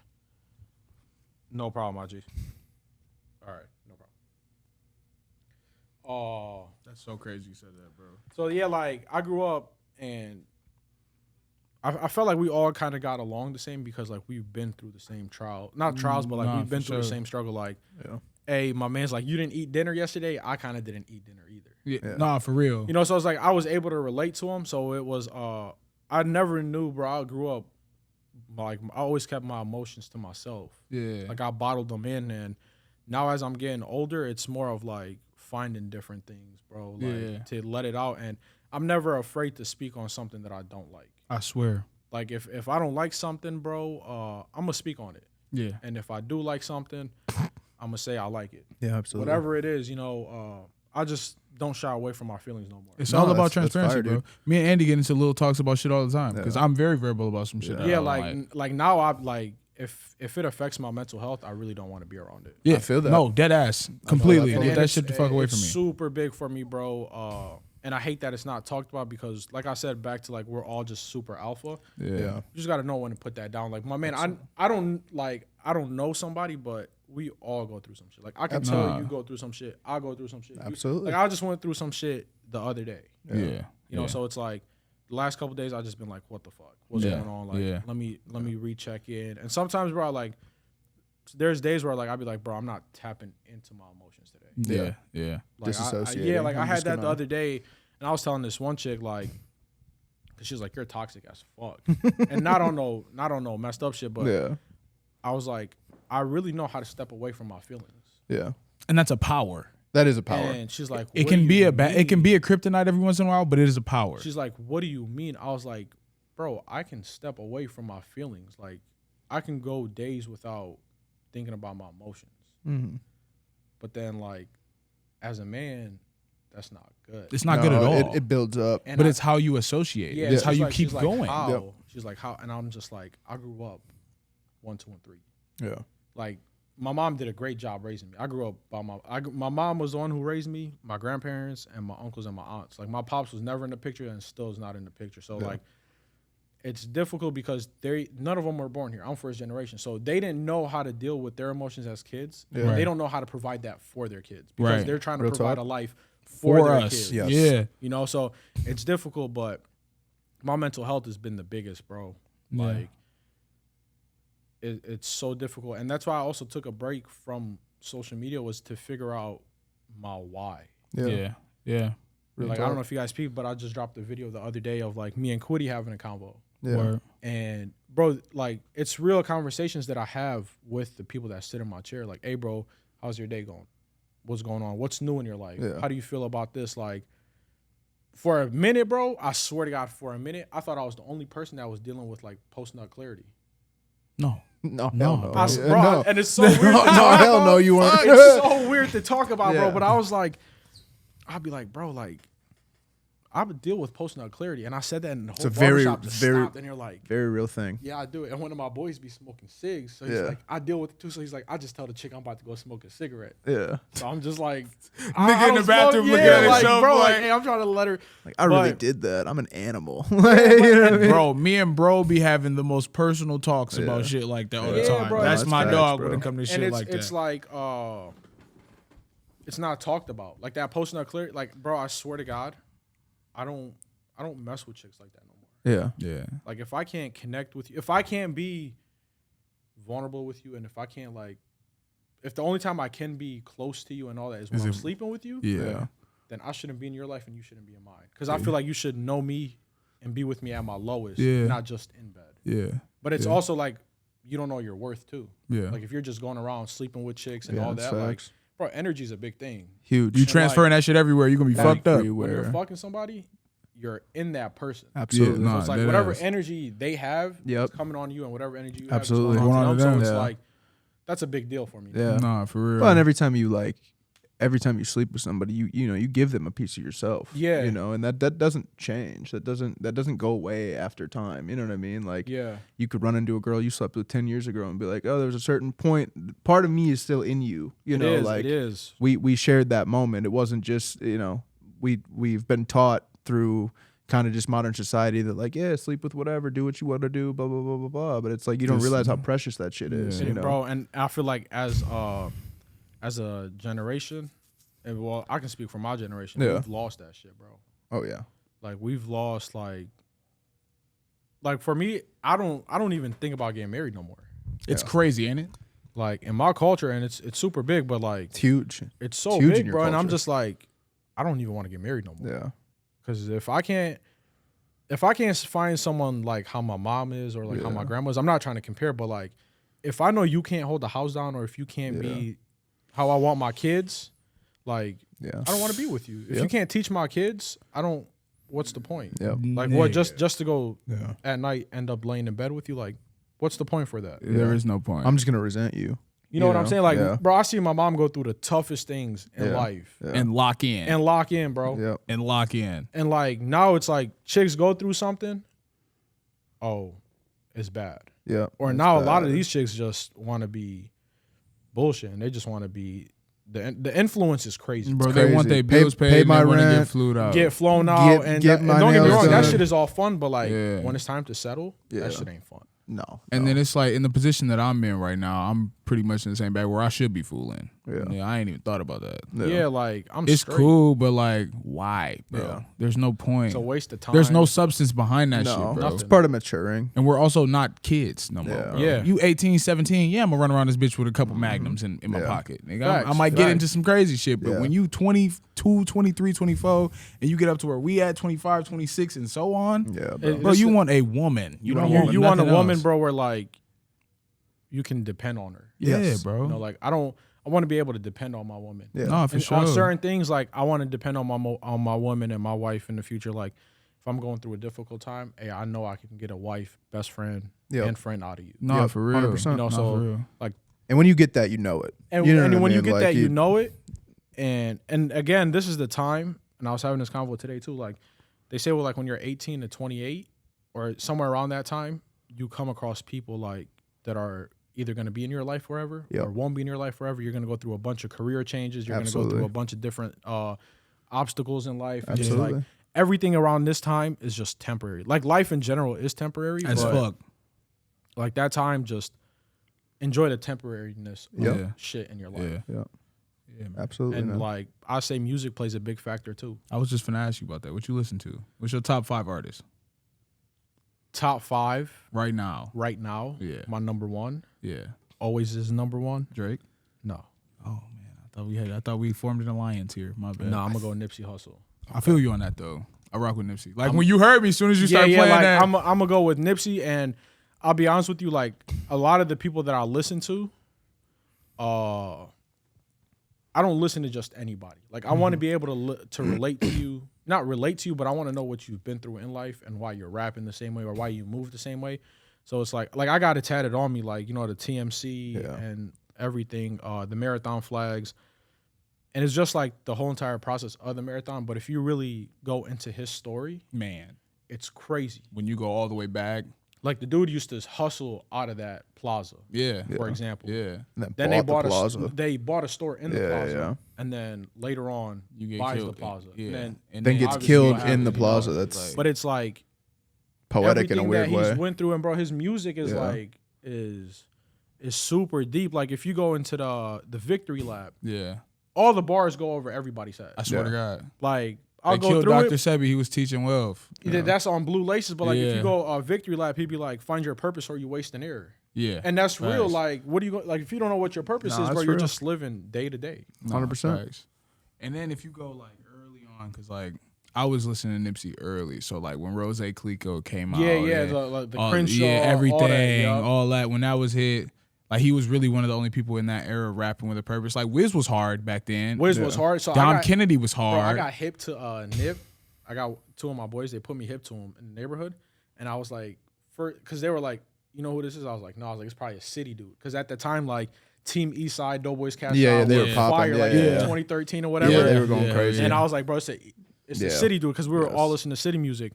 So then I started listening to Nip, and at that time, I'll be honest with you, I didn't know shit about lyrics. yeah, Because at that time, it was just like the beat, yeah. and I was just listening to like whatever.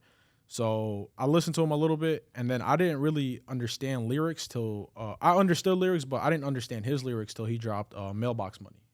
Yeah. So like, Yeah. if you ask me what project of Yep. Nip is fire, Yeah. I'm putting Mailbox Money number 1. But Yeah, I feel that. that's like 1A, and then Victory Lab is 1B. Yeah. I Or feel like you it'll on go Victory back Lab. and forth, Yeah. but like that's the one that did it for me. I think the one that really did it for me was the Marathon Continues though.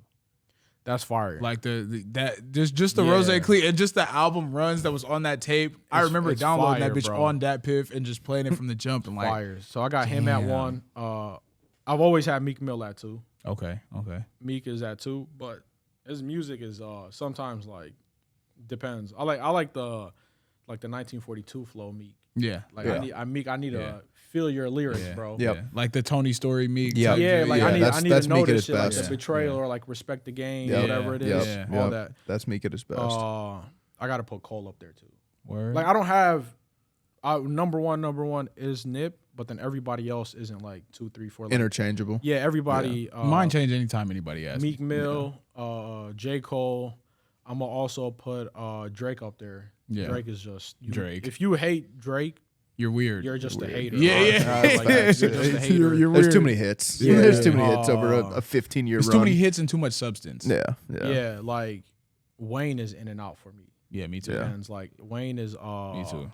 in and out. Just depends. Like the years of like blunt blowing and Bro. believe me, like it's crazy. But then I also I'm not gonna lie, the album that's been on repeat for me recently is that Gunna album. Word.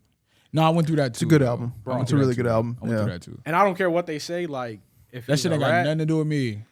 Listen, that has nothing to do with me. And ever since I've listened to Gunna's music or even watched videos of him, he's never claimed to be a hood dude. Yeah, never. No, that's facts. Like He he's never rapped about Yeah. selling drugs or his boss just was killing people. It was just like he was just Yeah. making not regular music. He was just making music for people to hear. He was So, making like, music in a vibe. Like, yeah, you know. for so, me with Gunna, I started really rocking with Gunna early on with like Top Off, Spinning Addiction, Phase. That was like Drip Season 2. But like when I watched the creation of the Wanna album, and he had like videos of like the actual like studio, and like a girl was just grabbing on him on the camera, she was going crazy, and then he was like, "She want to shake it on camera," and just turn the turbo and was like, "Hey, start the beat," Yeah. and then just. That shit was a slapper off rip, I'll and tell Turbo you- was making the beat as he was rapping that shit. So his album has been on organic. repeat, and that Metro Boomin. Yeah. Heroes and Villains. Yeah, Man. that shit's hard. That shit's hard. I got hip to Don Toliver off of that album. Look at these two. Look, Yeah, you're bro, talking bro, to the right I two gotta shake people. your hand. Hey, bro. Dog, that Lovesick album has been all me and him have listened to. I haven't listened to his album, the Don Toliver. Yeah. But bro, I got hip to him on that album, and I was like, hold on, this shit is a vibe. Yeah, wait till you And listen they're to like- the album. It's pretty good. Bro, they're like, oh, he's like a Travis. I've never been a Travis fan. Yeah. I'm not gonna lie. Like, there's people. Don't I've let never them been- tell you that. Don't let them tell I you don't know. that. Like, I'm not a Travis fan. Vert is a little bit. I don't know. Like, I don't know how people listen to like Playboy Cardi and. That's a all those- vibe. I'm with you. I with you 100%. don't know. Maybe because like I got my boys that listen to him, and I'll just be like, bro, turn this shit. Turn it all. I will be tell going you. out and they be playing. I'll be like, bro, Said, you gotta that's play. when. said boy That's sitting when. right here. That's what. Yeah, but I can back my shit No, up. I need to listen to some Future if I'm going out. I need to put on Cool. some bangers like. No, that's facts. Whatever, That's but facts. But nothing Playboy towards Cardi them. is just for like if I'm in the car, I like just like how you said detach yourself from feelings. Yeah. I make music, so I can detach myself from lyrics. Yeah. And if you have the right cadence Yeah. on top of the right production, as well as your engineer being great, Yeah. and the background vocals hit, I can listen to it. Yeah. Cardi Yeah, might that's just be facts. sitting there like, "Beat." What? Yeah, so Yeah. But it might be type of hard shit the way it that's- goes. That type Nah, of it's shit real. is dope. Yeah. But Damn, I'm glad you said Don Toliver though. I'm yeah, gonna send you bro, a couple. he's- I'm gonna send you a couple got songs to. from I this gotta new get album. hip Yeah. to him. Matter Yeah. of fact, I'm gonna pull up. Let me see who else I. Yeah. Me and Akime, bro. That's all we've been listening to All is they've been Love. listening to. It is a good album, Lovesick. though. I'm not even a big I Don told Toliver bro, fan. It's a I good have album. been listening to it for like 3 weeks. Rap too. Me too. Who you listen to? that though? Central K-Trap. C dude. I like Central C. Central You got to C, listen to he's fire. K-Trap, and it's another I dude just I'll don't be sing. understanding they shit, bro. Bro, I Some of watched. they Did shit- you watch Top Boy yet? No, The show? I started some of it. Watch Top But I Boy and you'll did, understand half the slang. But my man said a bar in here. He was like, he said something. Bro, it was such a fire bar, and he said I'm about to pull the bar up because I told my boy this the other day. I was like, bro, I'll be like that with the UK niggas too. There's just one he said song. with Bay through thick and thin. She already thick, so I'm halfway there. I said, yo, That's That's hard. fire. I said, That's hard. That's fire. I as said, fuck. hey, if I get a chick, That's that's what super I'm fire. You gotta posting. send me that. That's That's what super I'm fire. Hey, posting. nah, bro, but I was listening to one of these drill niggas, the UK drill niggas, bro. And instead of like talking about guns and shit, because you know that shit hot out there. Yeah, Yeah. of course. He told them niggas, he said, underneath my coat is warm. He said it's warm. I said, yo, that's fire. Fire. They go crazy sometimes, though. Fire. They go crazy, crazy. bro. And like- then out from the city, I listen to Baby Money. I love Baby Yeah, Money. Baby Baby Money Money's is solid. hard. I'd be like, I was bro. going through. Yeah. Shout out to Bill. Yeah, I was Bill gonna put say, me Bill- hip to Bill's Baby Yeah, my Money. bro. Baby I Money don't know guy. where I heard him, and then I was like, bro, this dude is fire. That And he dropped song- the freestyle that 0547. Yeah. It was a freestyle, and then he put it as a song. I said, Yeah, dog, this yeah. bitch is fire. This song called "Okay" on his like last album, and then that what the fuck was that? Get in your bag on a Mary still got the tag. I can't remember the name of that song. He's Bill, if you fire, and he remember. doesn't sound like a city. He dude, don't. too. I rock with all the city rappers that don't sound like city. Yeah, I've been messing a little bit That'd with be my favorite Skilla. one. Skilla, yeah, Skilla I like Baby's- Skilla. Skilla Baby's been a little bit fire, that's too. kind of been my guy as of late. But like city music I grew up on was really like Doughboy's Cash Out, and then like Peasy when he was coming up. Yeah. I liked Peasy more Vezo. him coming up I did too. instead of now. And then bro, you can't like Babyface Ray. You gotta put him up there. Yeah. You got to. Baby Money and Babyface Ray are my two like favorite. those are my city favorite rappers too. for sure. yeah, I feel that. Oh, it was off the New Money album, the Let the Beat Drop. That's when I was like, Do you like bro, Babytron? yeah. No. Word? You don't like Babytron? I love Babytron. I think he's And so it's no. cold. Listen, I don't hate on nobody. I wish everybody their own success. Yeah. Yeah. But This is not for you. bro, he's from Ipsy, dog. He is from MC. Yeah. I don't know. Like, hey, he's doing his thing though. I've Yeah. been seeing. I seen KD talk about him the other day. Yeah. I said, bro, this dude is killing it. Killing Like, it. he's going fire. crazy. But then again, bro, fuck that he has to do anything with Ipsy. Just when it comes to music, Sure. I feel like it also affects your mental health. Yeah, for Oh, sure. without a doubt. And the way you Yeah, think about yeah, stuff. yeah. So it's like that's why I kind of limit my music. Like I don't listen to music before 12 o'clock. Interesting. I do. I don't. Uh, like, It'd be R&B vibes most of the time. nothing though. like You know, I'll I go- realized it's funny you say that, like, because I realized a few years ago I would wake up and I'd like turn the news on, you know, Yeah. and like every day I'd be in a bad mood. And I didn't know why I'd be in a bad mood, and it's like because you're starting your day with bullshit.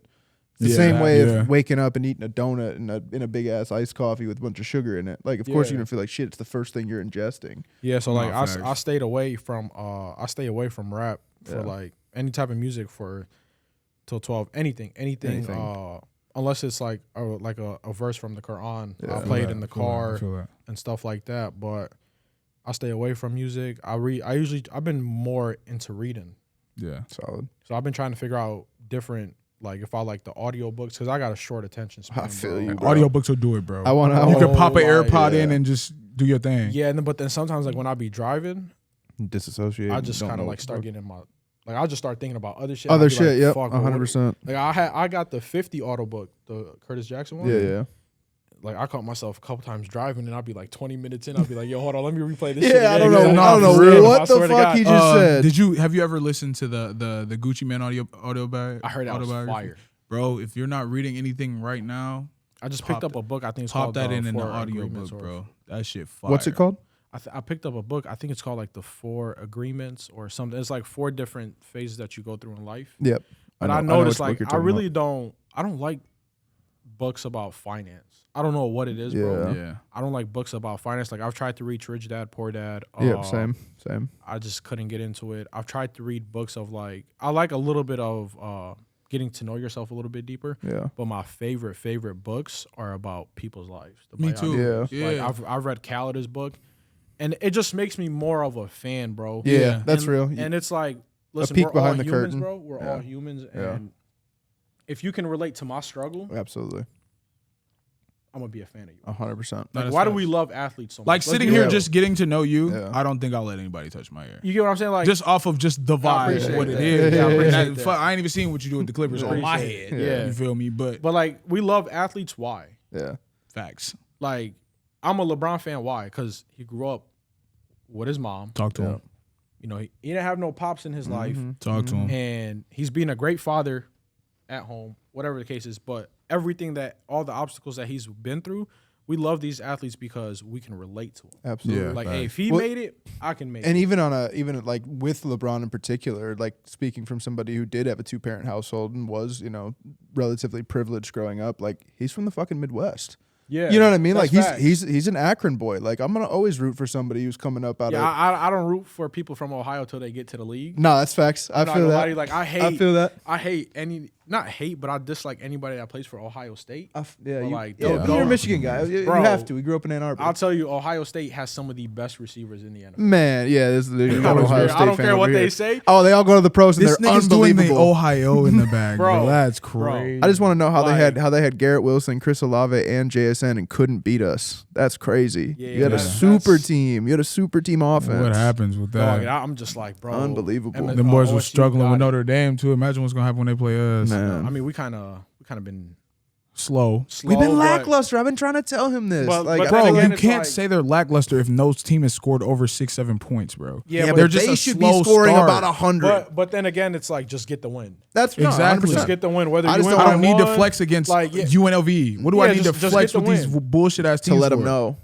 No, Nah, not really. Oregon I have put nothing up to prove. 81. I'm gonna be number 2 regardless. No, that's Yeah, fair. just No, like- you're right. You're not wrong.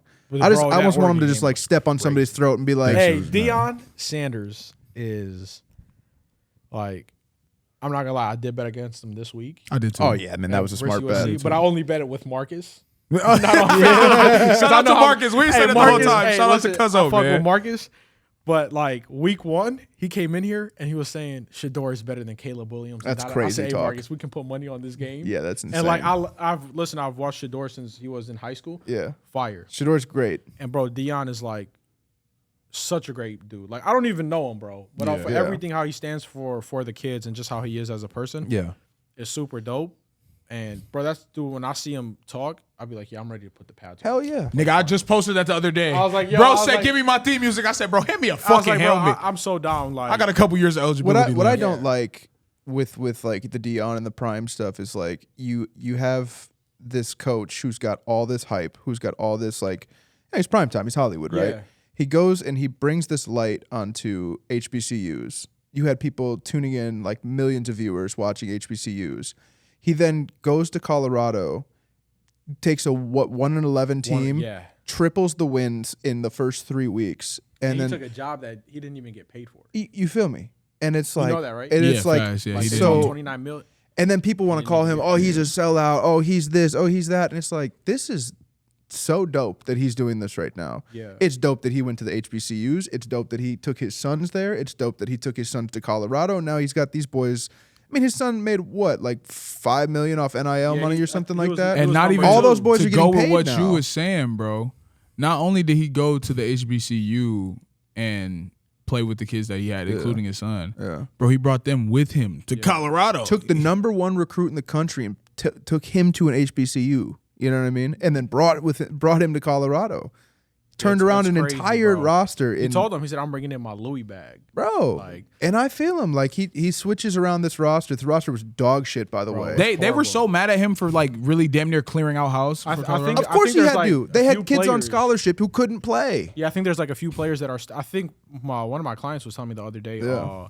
The safety, I think, is a white boy safety. Yeah. He's one of the only players that had Because that he did bought stay. in. He bought in. You know, and it's bro like That's what you had to do. A lot of these players, they didn't want to hear that they were garbage. Yeah. They didn't want to hear that they were undisciplined. They didn't want to hear you that, go oh, yeah, 111, dog. You got to question everything. you got to question Yeah, everything. if you're 111, yeah, no. Like- You're a tune-up school. We come Because here now- to You're beat your college, ass. bro. We come to Because- school. Yeah. Regardless of what happened with the Oregon game, I'll let you get off in a second. do But your thing. it's like regardless of what happened in the Oregon game, them boys tripled their wins from last year. You know what I mean? Like Yeah, they for still sure. came out and won Yeah. 3 games in a row, and they, you know, Yeah. it's not like they're gonna It's get their beat. first Like, year, Yeah, dog. yeah, straight bro. up, like Bro, This it's is my their first year. This is their first what are the 3 expectations? games, you know, bro. like what 7-5? Like that's Yeah. a huge successful Bro, year. listen, They're probably like, gonna do better than that. Like it's crazy. It's so crazy because it's their first year playing at this level Yeah. of, like, bro, you're playing against 5-star recruits. you're You're playing against future NFL players. exactly. I so just it's- couldn't. I hard. couldn't see myself, like as a person, as an athlete. Like if y'all put y'all brains around this too, because I think about this all the time. Like imagine working your ass off your whole life, right? Yeah. All the way through high school, you're an amazing prospect, but you want to go to a D1 upper to sit down, Yeah. or do you go to a D1 that everybody just kicks their ass and you're a starter? Yeah. Like that seems like the most conflicting thing ever. I don't know what I It would is. do. Tom Brady talked about that in an interview he did. That Damn, seems I, so didn't- I never conflicting. thought about it like Like that. think about it like that, bro. Like nigga, you're every day, two a days. I'm working out every day. I got a personal And I trainer. know I'm getting eating my right. ass whooped this year. And then Yeah. I go to a D1 school where I know we are literally the one school that everybody comes to, taps that ass, Yep. and goes to the next. But then again, like if you do go to that D1 school and you do sit down, I guess that's where you take that gamble on yourself. Yeah. No, that's what Brady was saying. I would He, gamble like, 100%. Like He I wanted would, to go I would to- take, because bro, injuries happen. Oh, absolutely. Bro, it's Monday Night Football, and I hate to say this, but I seen a stat the other day where like the last 3 or 4 Monday Night Footballs, every player's been injured. There's been one player that's been injured: Damar Hamlin, Aaron Rodgers, Nick Chubb, and today's Monday night. Yeah. There's like 2 games on, Yeah, like season ending. and they're all season ending. Yeah. So I'm That's just crazy. like, My what the nigga fuck? Nick Monday night Chubb. is jinx. I'm an Aaron Rodgers fan. Yeah. Oh, I know you was man. damn near for the punch I the was, wall. bro. I was about to buy a jersey, Yeah. a Jets jersey. Do I you had gamble? a fire fit. No, Okay. I had okay. a fire fit. Then I was like, I'm gonna buy one once they beat the Bills. Yeah. So like, I'm not a. So I believe the hype too. Yeah. He lost. I mean, he went down. I was like, yeah, That shit fucking dead. jersey stained at Yeah, the store, bro. I'm You not. sound like me. Right. You I'm sound like me I'm when straight. Cade went down last year, bro. Oh man. That shit Man, hurt it's been my dope, soul. bro. It's been super dope. I just like, if I can tell you guys something, bro, just tap in more into y'all mental health. Yeah, 100%. Yeah. Well, I mean, Like- that's that's kind of the basis of there's a lot going on right now, Like, right? There's It's so like much going on, bro. we and- want to have these conversations with people and let them, not only talk about what they do, but also, talk about where they're at mentally. How do you, Yeah. Nah, for real. everybody gets to a certain place somehow, and a lot of times it comes with, like you said, like a ton of sacrifice, a ton of, a little bit of luck, a little bit of One of the first a lot of questions I grinding. ask. One A of the lot first of- questions I ask Andy every week is how's your How's your mental health? Yeah. It's the first Every question. time. Usually. And like I've been yeah. transitioning more into that with like the people that I sit in my chair, Yeah. and like it's dope, bro. Yeah. Like, Yeah. even though it sucks to see what people go through, but like Yeah. just to be a source of outlet for somebody Absolutely. is super dope. For someone, when you know somebody actually cares, like, Yeah. You know, bro, all of these niggas mean something to me because I've gone through a lot while they've been Yeah. around Well, and you me. never, and you never And they know be what, right you never there, know what bro. advice you can offer somebody. Yeah. Somebody They be might right come in there, and be bro. like, "Hey, bro, this just happened to me. This is fucked up," and you might have just gone through that shit, a year ago, and been like, Yeah. "Oh, bro, and Bro, that's you like- know I've been sitting here listening to bro like no, right? we Like are the same person, Yeah, bro, and like- bro, I'm 24. yeah, Yeah, No, bro. you got a So lot, like I got a lot to learn. right too. now I'm in a phase, bro, where like everything is changing, bro. Yeah. Like Yeah. my friend group is changing. Yeah, Like, you'd be surprised. I just, man. bro, listen, one thing, and I was having this convo literally last week on a Monday. I was cutting one of my boys, and I was like, bro, it's so crazy how our parents used to tell us, like, oh, this person won't be in your life Yeah, later on. That's what I was about to tell And I you. used to argue, bro. I used to argue with my mom and be like, no, this is my brother. Like, we're going to the top together, da da da. And it's like, now it's like, it's cool. I want to see you eat, just not at the same table as you. Yep, 100%. Like, I got love for you, but it's like at arm's reach. Yep, 100%. I was just about to say, bro, you say you 24, and that's really when for me, like that whole, and I ain't saying like don't talk to your day ones or don't deal with your day ones, but what I will say is don't focus on the years you have with somebody. Value the time that you have with the closest Yeah. ones Absolutely. you got. Yeah. Because I really learned a lot from, where I come from. Yeah. Yeah. I'm with 15, 20 niggas every day. Facts. I probably talk to 3 of them now. Yeah. And that's just what it Bro, is. I talk to like, Pop is one of them. I talk to Poppy all the time. listen, I'll text Poppy sometimes, bro, out of nowhere. I'll be like, love you, bro. Miss Yeah. you, bro. How you doing, bro? Yeah. It'll be like 2 a.m. One of the 11 o'clock in the strongest morning. human beings Bro, I walking love this that earth. dude. Yeah. I love that dude. Yeah, and, yeah. and I A good promise you, dude. like, I always told myself, like, I told Poppy, I was like, bro, if I ever make it, and when I do make it in this life, like, you're the first person I'm bringing on my ship. Yeah. No ifs, ands, or buts, because, like, One of the realest niggas I know. bro, Yeah, like, bro. I'm telling you, I just went through a group of friends where, like, went on vacation with and Yeah. everything, and some shit happened. And as men, if you give me your word, I'm going to hold you accountable to your word. Then you go, like, you go do some bullshit. Yeah. Yeah. So it's like, now it's like, I'm telling you, like, I'm at a phase where I'm just changing everything. You have people to. that I'm around, and People show you who they are. Believe them. everybody's temporary, bro. I look at everything. That's and what I was about to say, everyone bro. That's as my just- only piece of advice because you got a Yeah. gray head on your shoulders. Fuck them years. Everything is temporary, and I've noticed one thing, bro, that's gotten me this far is that, and I'll stand by this. I don't care what anybody says. Your happiness Yeah. comes at the cost of other people's happiness, Yeah, 100%. and I've dealt with that shit like plenty of times. Like me being Yeah. a barber came at the happiness of my mom. Yep. Me traveling came at the happiness of somebody else that wanted to spend quality time with me. So like, Yeah. I'm at a point where I don't care about anybody else's happiness. Yeah. Yeah. You As can't- much as that sucks to say, but like, I always, bro, look, I got such a great heart Yeah. that like you can do me wrong, and if Yeah. I see you outside and you need help, I'm gonna come and help you. Yeah, 100%, Absolutely. 100%. Like you could have disrespected my generation, like Right. my family line. Yeah, but if yeah. I know you need help, Yeah. I'm gonna put all that shit to the side and I'm gonna be like, yeah, what can I do to help you? Yep, I agree. That's just how I am. And that also says something just about the religion, though. You feel what I'm saying? Yeah. And that's kind of part of the vibe that I've gotten from the Quran, just being early looking into it. Is like majority of it is be a great person. Just be a great person. And bro, like, I don't know. I don't know how to be nothing else but a great person. Sometimes I'll show my assholeness to the side. Like I'll show that. That's human You nature. have to, that's bro, human but nature. I'm now is just like, I do what I want to do. Yeah. I'm not doing what somebody else wants me to do because every time I've done that, You don't. and that was another reason why I went through a difficult time this past year Yeah. was because I put others before me. Like Yes. I'd put myself last. Like I'll go work all day, and then if somebody needs me, I'll go to them, whatever Yep. they need. Yeah. And then it's like when I need people, Yeah. no one. I know can't what look. he's there. Like I got my family, bro. Yep. 100%. You know, like if I can just look at my family, I tell them like, it's just my family. Yeah. Like on my wedding day and everything. And another thing is like in my culture, weddings are super big. super big. And I'm just like, I think for a wedding, you should just have the people that love you and care for you and that Yeah, all have that- seen you growing All up. that flashy 300, 400 people. Bro, not like, necessary. I don't need all that. Yeah, you know, like, but for us, it's different. Like, for example, like if my mom went to somebody's wedding 5-10 years ago, Yeah. because we give money in our culture on the wedding day. Yeah, so yeah. like later on, you have to either match what the envelope was given or you Yeah. put more. Yeah. I told my mom, I said, hey, don't even invite this person. Just give them the money that you gave. Yeah. I don't even want these people at my wedding Yeah. because I don't know them. They Yeah, haven't yeah. seen me grow. They haven't seen the dark shit that I've been Yep. through. So why do they have to come and celebrate on one of the greatest days of Yeah. my life? Yeah. No. I don't need that. I'm big on that as well. Like my family has a lot of, I would say like just weird routes of like not really family members, but family members. Yeah, you know what I yeah. mean? Yep. But I've always been treated as such. Like I go to Yeah. my fake grandma people's house for Christmas. Oh, we didn't know you was coming. My nigga, I've been here since I was 2 years old. Yeah, facts. So I don't have a gift, and you know what I'm here for. No, I just wasn't a priority gift, and you've always treated me like that. So Yeah. now as I'm Yeah. an adult, my family gets mad at me. Yeah. Because they be like, "Oh, you're not going to see?" No.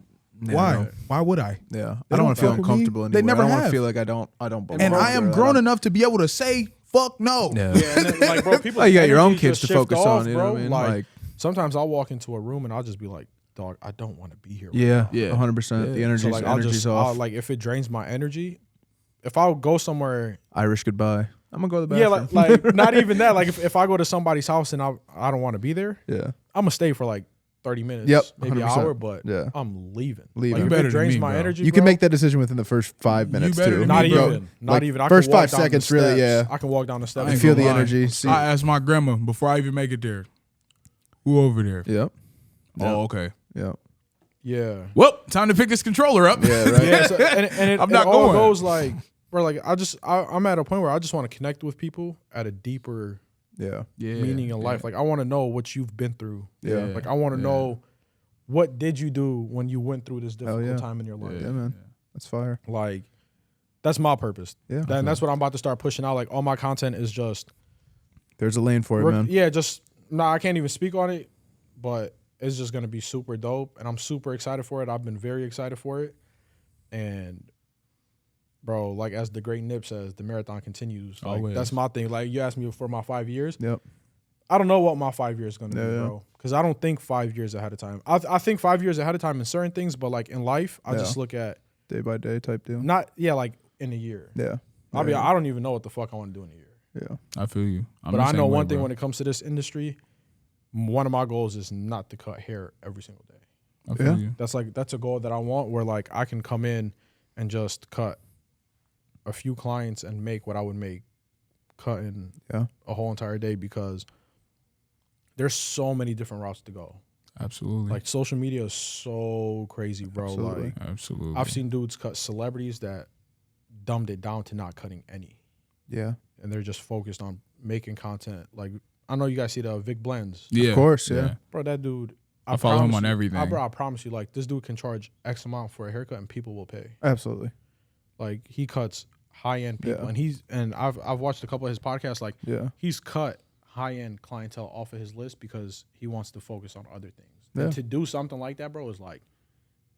Yeah. That's And fire. he said one time like, and that's what really stuck to me. is you never want to be a slave to the money. No. Like That's I used to real come shit. in. I used to come in on my day off. Somebody be like, "Yeah, I got a blue strip for you." I'd be like, "Hell yeah, I'll meet you here on my day Yeah. off."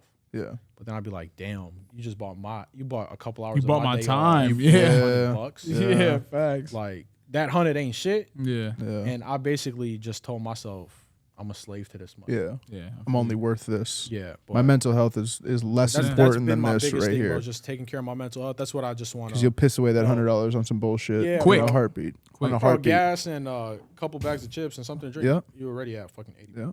Facts. 100%. But that's in 5 years, bro. I just want to inspire as many people as I can, and just keep building my relationship Yes, sir. with my creator, and just being an inspiration to everybody, bro. Being an inspiration to the kids that come from my type of environment or from my type of setting, to show them there is a way out. Absolutely. You know, like I didn't have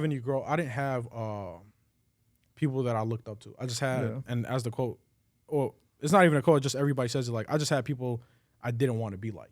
Man. Yeah. No. Like I heard that. I don't know one person that came out of Ann Arbor or Ipsy that did something really positive. Yeah. From what I know. The only person I can speak on and their flowers, and I'll give them their flowers, is and I've seen the work she's put in, is Janae. Yeah. Janae Sims, like bro, Yeah. I used to cut Janae in my basement. Mm-hmm. So I used to see her like when she was working at Skyline, at Forsyth, coaching, and now I see her on TikTok and doing everything. Like Yeah. that's somebody dope. WNBA All-Star Game, WNBA, hosting and and it's shit. super Yeah, shout dope. out But Janae. like everybody else, bro, like I can't tell you who I looked up to in my growing up. Yeah. Who'd you look up to growing up in the area?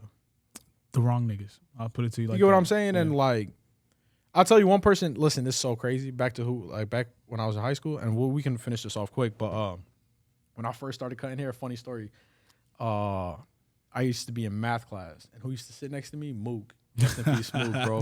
He used to sit next to me, and he used to, bro. If you know Mook, he's a clown. Dog. Super clown. He's such a I clown. knew So, Mook when he was like yay tall. And bro, I first fucking met him at the Y. 5 years old. I met everybody at the Y before I Yeah. got to high school. Yeah, like for I sure.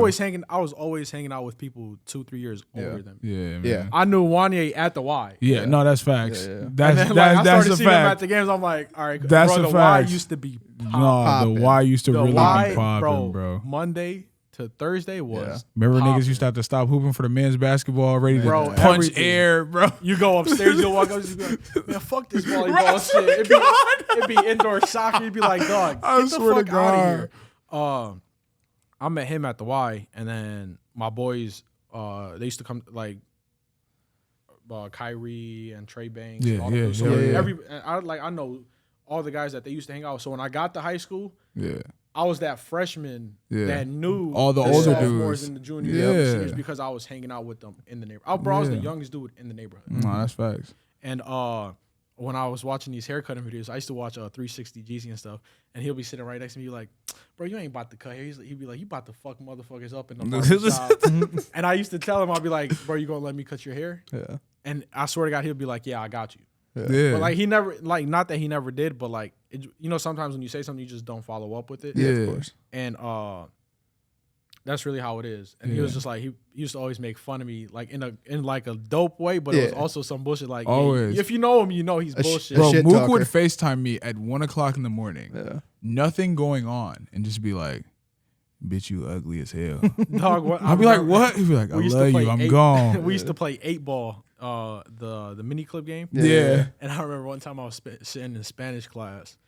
He's like, damn, bro, I just lost 10K. I said, money? He's like, no, on this pool game. I said, come on, man. And I thought he was like, real money. He's like, no, That's just on so this pool funny. game. I said, bro, you fucking Do you know tripping, how dog. many games I've played 2K, just hands sweating, fucking actually sweating, no fan in the leg, me, him, whole game? Because if you give him, bro, if you give him a Bro. little bit of room, Oh, yeah.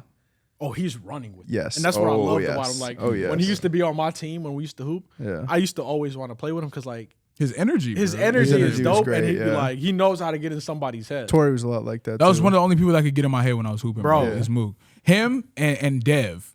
But just because Dev just had a fucking clip, bro. Yeah. So if you're playing against No, Dev, bro, Mook had that when he was clip, the slow release, it pissed me off, bro. Mook had that when he was like a baby too. You know what I mean? Like he was when me and Jude got super close, which would have been like 2005. You know, he was obviously in like 3rd grade or whatever, and he used to come up to my mom all the time and be like, "You know, I love Allie, right?"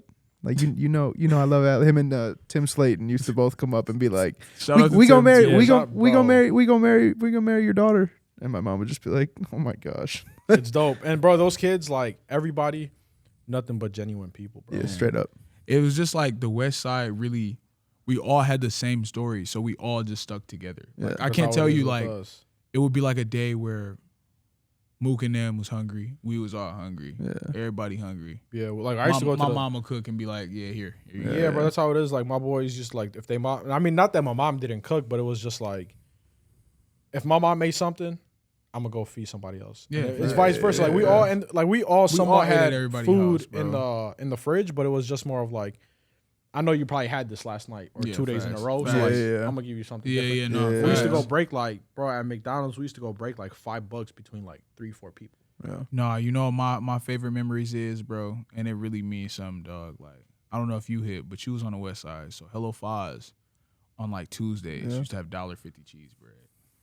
Damn. So like all of us would go up there and everybody would just scrounge to see us how much money we can get. So niggas would probably fuck around and get like $6-8, bro. We got 3 tables in that bitch, 20 niggas in the fives, bro. Like 4 cheese. We came here with a 10. Everybody eating. Right. Everybody eating, bro. Yeah, and then fire. they got used to it. So like they would throw us some pops or they would give us a pizza. Yeah, and I just wish everybody like a lot of those people that I shared that time with, I kind of had to step away from. Me too. Bro, you just can't bring everybody along. Nope, you cannot. I go by this and I stand by it. It's you can force a horse to drink. You can put water in front of a horse. You can't force it make to him drink. Straight up. And like I've presented a lot of opportunities, bro, and people just don't want to work. And not even just that. It can also be that mainly, but especially in that realm, like all these niggas know I got love for me. If you need me, call me. But I've always wanted to be that on my own journey. Like, nah, it's not that like. If you can't be there for me through my most difficult times, then you don't deserve me at my best. Yeah. And that's kind of why I separate. And that's why I was just like, don't call me when you need me. Because now I know you just need me for something. Yeah. So I just got it in my heart, though, bro. I do, too. If a nigga need me, I'm going to help him. I do, too. Don't get me wrong, but I tell people, I need to be the last person you call. I feel you. Like, go call your family. Go call your other boys that you've been kicking it with. The chick that you're talking to. I got to know you're down bad. Yeah, if like you're you. me. I got to be the last call. Yeah. I feel that. And then I'm gonna tell you, just give me a couple days. Because if I tell you give me a couple days, you're gonna figure out something in a couple. 100%. Days. And I'm gonna call you back and be like, "Hey, you need it?" Yeah. You're gonna be like, "Nah, I figured it out." And then I'm not gonna hear from you. Yep. You know what I'm saying? That's Like there's some brilliant, people. No, there isn't. There's a few people that I like. I'll help out, but that's because they've been there and they helped me through my darkest of times. You know, so for sure. That's my thing, bro. I feel it. But yeah, man. Shit, man. Damn, it was great getting this. That was a good ass. That was this a good my ass. first podcast, bro. I was gonna say, this was you might have to be a reoccurring guest on the podcast. This was super dope. But you know what's crazy? As soon as you said we was kicking at the Y, bro, that shit, like my brain went to a "That's So Raven" moment. Like, damn, for real, bro. We used to go up with a towel. We used to. I still remember the gymnastic bench. Yeah, we used to use that as the bench. Everybody just sit over there. Lay down. Bro, it's crazy. Man. I'll tell you one thing I never used at the Y was the pool. I never used it either. I used to use the pool. I definitely used to use the pool. I've never used the pool, bro. Yeah, I would use the pool. I've never used the pool. I used everything else but the pool. I even used a little like yoga like room and shit. Like, I took a yoga class at the Y. The pool was fire. No, I mean, the pool was cool. You go hoop for a little bit, then just go jump in the pool. Like, I loved that shit. Because I used to get on the city bus. Oh yeah. So you had a time. Yeah. So it was like you had the time, and bro, I'm not trying to sit on the city bus. I swear to God, and this that's real. 90-minute transfer gonna get me through there. Yeah. See, my mom used to just drop me off and be like, "You're gonna be here for 3 hours. Like, I'm not coming back for 3 hours." So you just get bored. My family and even my boys back then, they'd be like, "Yeah, we'll take you there. We just got to figure out. You just got to figure out a way back home. So we got to figure out. That's a daunting task, man. But that's a daunting task. We'll just go hustle around like, hey, let me get $1 for the bus. We'll go back on the bus. Yeah, I think we've all done that. Man, that city bus used to get niggas through, bro. Bro, that shit. I used to have to take it from Skyline. Yep. I still transit. Yeah. And then from the transit to the north after like football practice, and I'd be like, Bro, I used to fall asleep.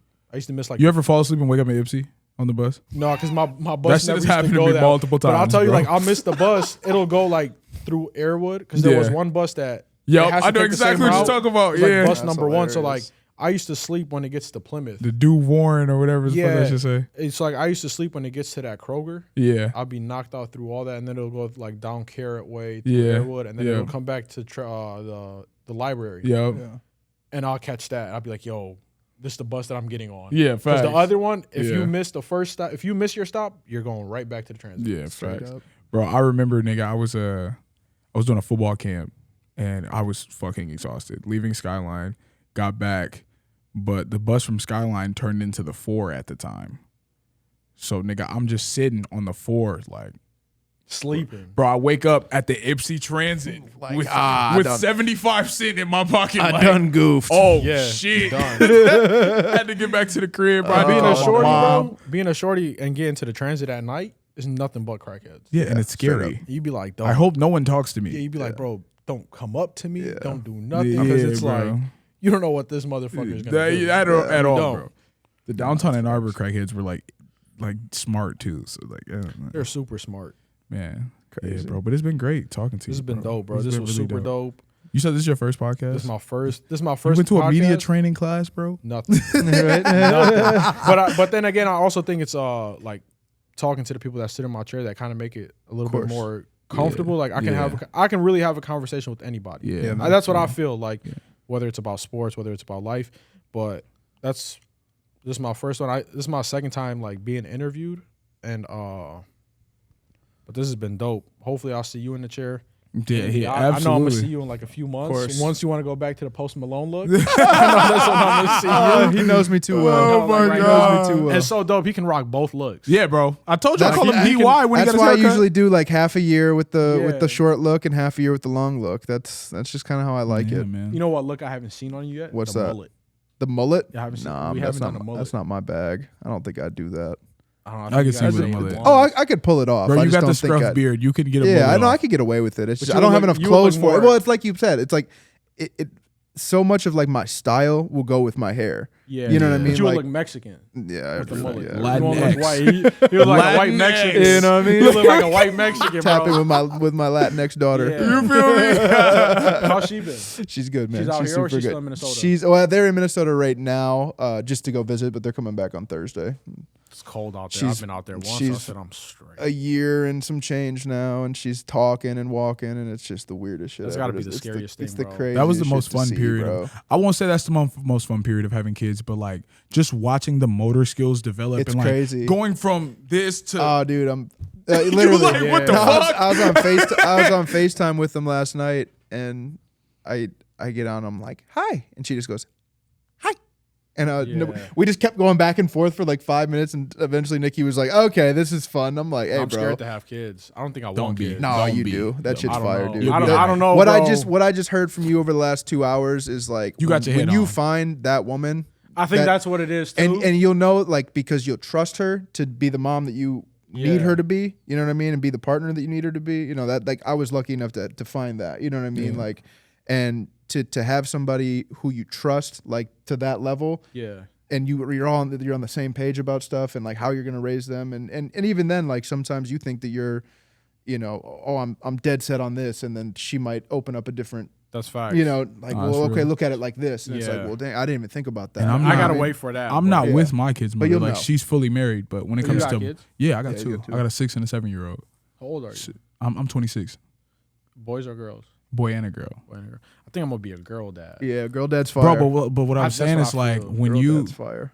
even like he said when it comes to trusting somebody as a mother, I don't give a fuck what me and her got going on. Yeah. When it comes to my kids, You guys good are both same regardless. page. Good regardless. Yeah. same page. Yep. Good, no matter what. It's huge, no matter man. what the fuck It's is huge. going on. It's huge. Yeah. So as long as you can have that as a solid foundation, bro, the rest will all come into Yep. hand play. Yeah.